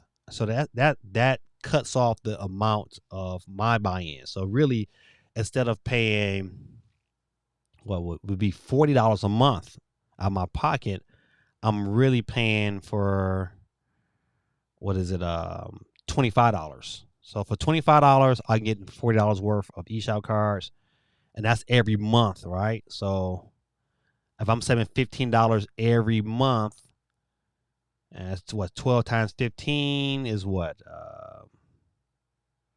That's what 10 times. That's 150, 180. I'm saving $180, and it cost me a $70 $75 buy-in. Is that right? I'm doing that math right. No, I'm not doing that math right. But either way, I'm still saving about $15 a month. That's $180 savings. If I take this, I'm paying $25 a month anyway. Yeah, I was doing that math right. Let me take it back. I was doing the math right. So, but yeah, I'm still saving. I'm still at the end of the day, even paying $25 for both. So I'm using $75. I'm still saving a lot of money doing it this way, and still allows me to be able to purchase eShop cards for the channel. So, but I mean, what's $10 more? You know what? If you're paying $70 for games, you might go ahead and pay the $10 extra for game for Game Pro for GameStop. All right, I think that's everything else is little small things. Let's see. Front Mission 2 remake has been delayed on Switch. Let's see. Separate Entertainment has announced that Front Mission 2 remake has been delayed on the Switch just ahead of its initial planned launch on June 12th. The delay is to ensure the team sufficient time to add as many functionalities and possibilities while proceeding with proper implementation and tests. Forever Entertainment has not provided a revised date at this time, but is currently aiming for the third quarter of 2023. So they're still aiming for this year, it's just not going to be on the 12th. Another game that has been pushed to the third quarter of 2023. I'm just saying. There are more and more games being pushed to that second half of the year. Close to that. Listen, matter of fact, not in the second half, that third quarter of the year. I'm just saying. It's starting to set themselves up pretty good. I'm just saying. It could, what? Setting up really well for another system. All right. Oh, there's a Phantom Blade Zero. That was the name of the game. So if the game is like this here, then I'm very, very interested. I'm very, very interested. But the gameplay gotta look like this here. the gameplay don't look like this, I'm not gonna play it because I ain't trying to get copyrighted strike. I know how Sony gets down. Let's see. And we will end our night on this story here. It says Xbox Redfall drops out of the U.S. top play charts less than a month after launch. A month. It's already out of there. Yep, less than a month after its Xbox Game Pass launch, Redfall is now no longer included in the Xbox most played games list in the region. Interesting. The game just makes the cut here in the UK right now, coming at a second to last in the top 50 shot. So it's 48th in the UK. And it's not even being charted anymore in the US. That tells you, man. Stop putting games out here that's garbage. Xbox should ask for their money back. Now, RGT85 made this. I said that's going to be last story, but I saw this one here too. But RGT85 made a very, very good point that the Metal Gear Solid collection is coming out this autumn, right? So, to me, I really want this to come out on Switch. I don't care what Switch it come out on. I want this to drop on Switch because even though they're old games, but they're old great classics. I'll take the originals. Like I would take the original Metal Gear top down from the PS1 because it was still a good game. So I'm hoping that this comes out on the Nintendo Switch later this year in the third quarter, like everything else that's been being pushed to that third quarter year. Why is everything being pushed that third quarter? I'm just saying. All right, good people. Listen, that's enough news for tonight. Great conversation. It is late. It's 11:14. And I know some of you guys probably got jobs and things to do like I do. But you know what, man? It's that time. Time to make that change. We are the people. We do it. All right. It's 18 people on the Wheels of Steel. Let's see. If I win tonight, I'm going to give my winnings to newcomers. A newcomer on here today. Where is his name at? Biohands 86. Is Biohands 86 on the board? Please chime in. But I'm going to give my winnings if I win to him. All right. Let me get to a couple of comments. Let's see. Oh, that was funny. Baz YT says, only thing that would interest me with the Xbox event is they announce a Xbox Series P portable console announcement. Agree. Listen, to me, just that announcement alone from Xbox would put them, to me, it would give their presentation a solid B just on that strength alone. Because I think that, to me, that's an excitement that the industry would need. People would get behind that. I would support that. I think I would buy that. That'll be a day one buy instantly. I think people that own Switches, own Steam Decks would be willing to jump on that. So it's especially if it drops this year, especially. Oh my goodness. So we'll see. That will be a Series P. Ooh wee. Bars and rhymes. But I agree, Bazzer. That's an easy pickup for me. So we'll see. It's volume 1. That means there will be a volume 2. No one is trying to play volume 2 with Metal Gear 4 on the Switch. Listen, I would. Maybe volume 2 is strictly for that new Switch model. But Metal Gear Solid 4, dog. I mean, remember though, Metal Gear Solid 4 ran on the PS3. So there's a chance it could run on the Switch. There's a chance, man. I'm going to keep hope alive. All right, good people. We're on the wheel. Let's say, hold on. GT says, Sony announced a handheld. We spent a half an hour roasting them for it. But that handheld really wasn't a handheld. It was a streaming device. And streaming devices really suck. But if this is legit, hey, I could take my game, I could download my Game Pass games to it and take it with me on the go, then it's a win. It's a win. If they do that, it blows that ASG out the water for me. I was like, all right, this is all I wanted anyway. All right. Ladies and gentlemen, without any further ado, you know how we do. Let me go ahead and get it in like I fit in, get my sound effects together. You know, if you get the name picked first, you hear the sweet tones of Peter Griffin. He said, "Yo, up out of here." So we're going to get started.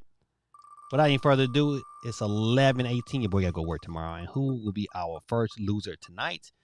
And it will be your boy, Not Guerrilla Tactics.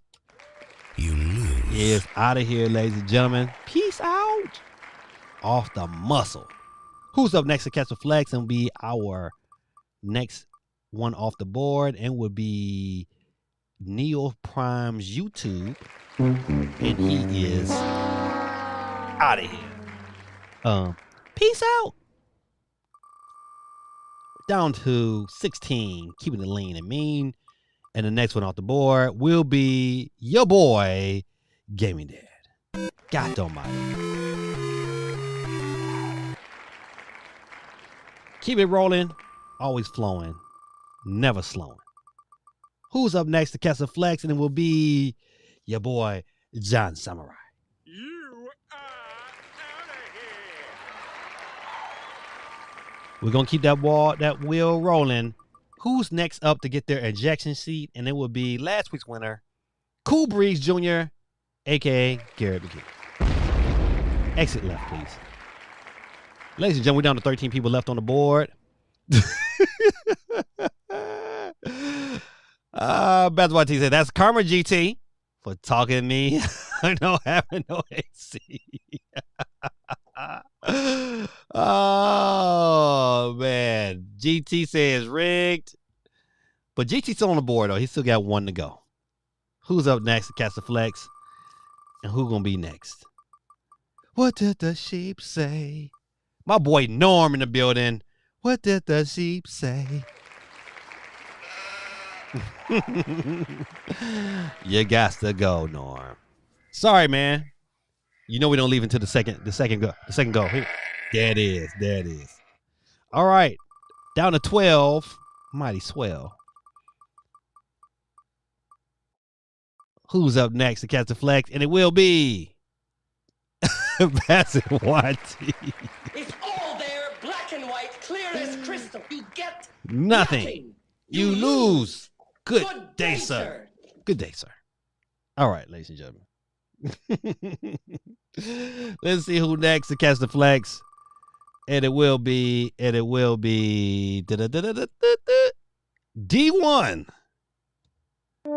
is out of here. Here we go.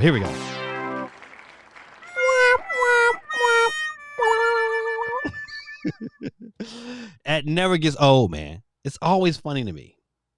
But you're out of here. Peace out, D1. Neil Price says, no whammy. That's what I get for speaking facts, Bassett. What did the sheep say? We're down to 10. Who will be left for the win? And our newcomer tonight, Boy Hands 86. You out of here. Peace out. Thanks for coming through, my guy. I hope you come back again next week, same time, same bat station. And we're keeping it going and flowing. Who's up next to get the flex? And I'll be our next loser of the night. It will be Captain C. You lose. Is out of here. Peace out, my brother. Thanks for coming through. We're down to 8 people, ladies and gentlemen. 8 people. And our winner tonight, ladies and gentlemen. Oh, Nintendo Dance itself is our winner tonight. It is Neo Prime, but you know how we do. Psych. Better luck next time. Slugheads. Neo Prime is officially out of here. Peace out, my brother. I thank you for coming through, man. Showing some love. Always a pleasure. Always a pleasure. She said, oh, no. Oh, yes. He said, get rid of Method. You know AC happened. Oh boy, oh boy, oh boy. We're down to 7. Number of completion, ladies and gentlemen, numbers of completion, and it will be my brother from another mother, Steve M. It's all there, is black outta and white, clear here. as crystal. You get Nothing. You lose. Good day, sir. Good day, sir. Look at the board at 6 left. John Samurai's Twitch, Kenny from the A, Guerrilla Tactics, CMG, Supersonic, Mockingjay, and Sonic Knuckles Tail, same person, are all on the win. So really, it's only 5 people left, even though it's 6 spots. If this one of y'all got 2 spots left. But who's going to take the W tonight? I don't know. But we're going to find out who is next to catch the flex. And the sweet song tones of Price is Right. Kenny from the A, it's your day. But you out of here. Peace out.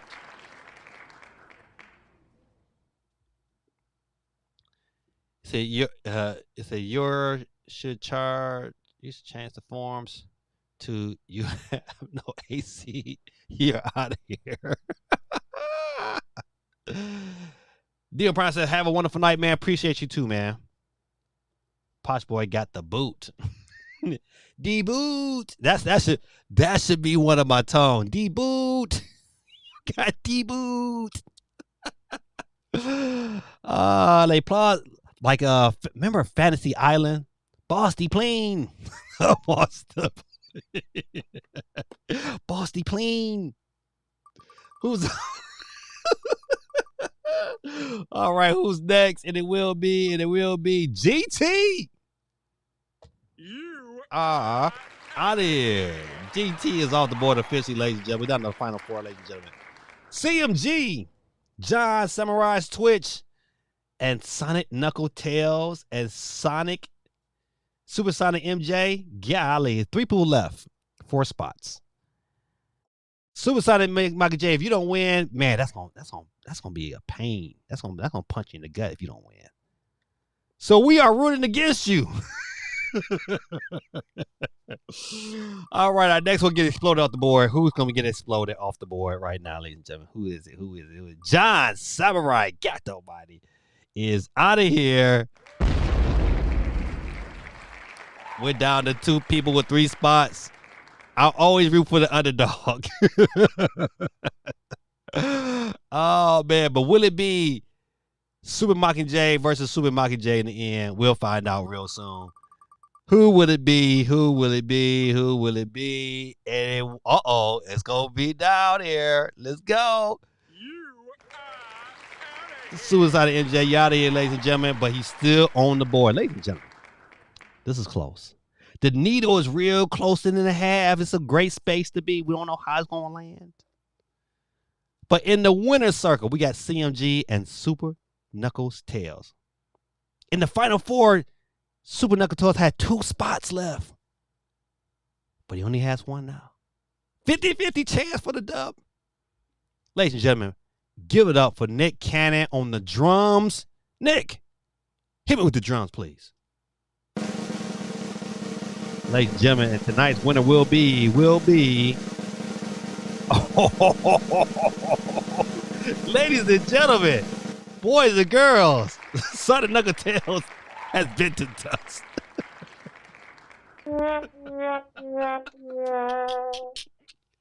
I'm sorry, man. It was too funny. Too funny. Ladies and gentlemen, give it up for tonight's winner. Ladies and gentlemen, give it up for CMG. CMG is our winner tonight, ladies and gentlemen. Let me go to the comments real quick. Oh, man.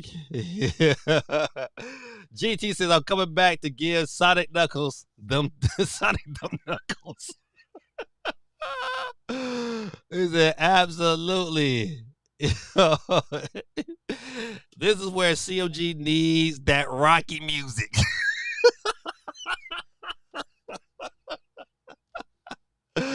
Oh man. He said, I am the Rats. Oh man. Congrats, CMG. He said rigged. He said, I'm saying congrats, CMG. Hey man, listen, and that was fun, man. That was fun. That was really fun. Ladies and gentlemen, man, before we end tonight, let's end with the poll right now for the future grade for Xbox presentation. In the lead with 33% is a B letter grade. That's where I put my. I think it's gonna be a B. I think we'll be pleasantly surprised, especially if the rumor has it of a new handheld from Xbox. That'd be great. But I'm not, overhyping myself for it. We get 25% for A, 25% for C, and 17% for F. So, where do your vote land? And like all shows, for those of you who stuck around to the very end to watch, I just wanted to give my opportunities to pray for you guys. And I pray that God gives you wisdom this week. I pray that God leads you and guides you on tough decisions you've been kind of dealing with. I pray that he answers your questions. The Bible says, if you seek my kingdom first, not last, but seek it first, it's the command we must have. Seek him first for guidance and wisdom. And I pray that he blesses you with that for those who seek him out this week. Last week, you know what? God kind of blessed me with a message on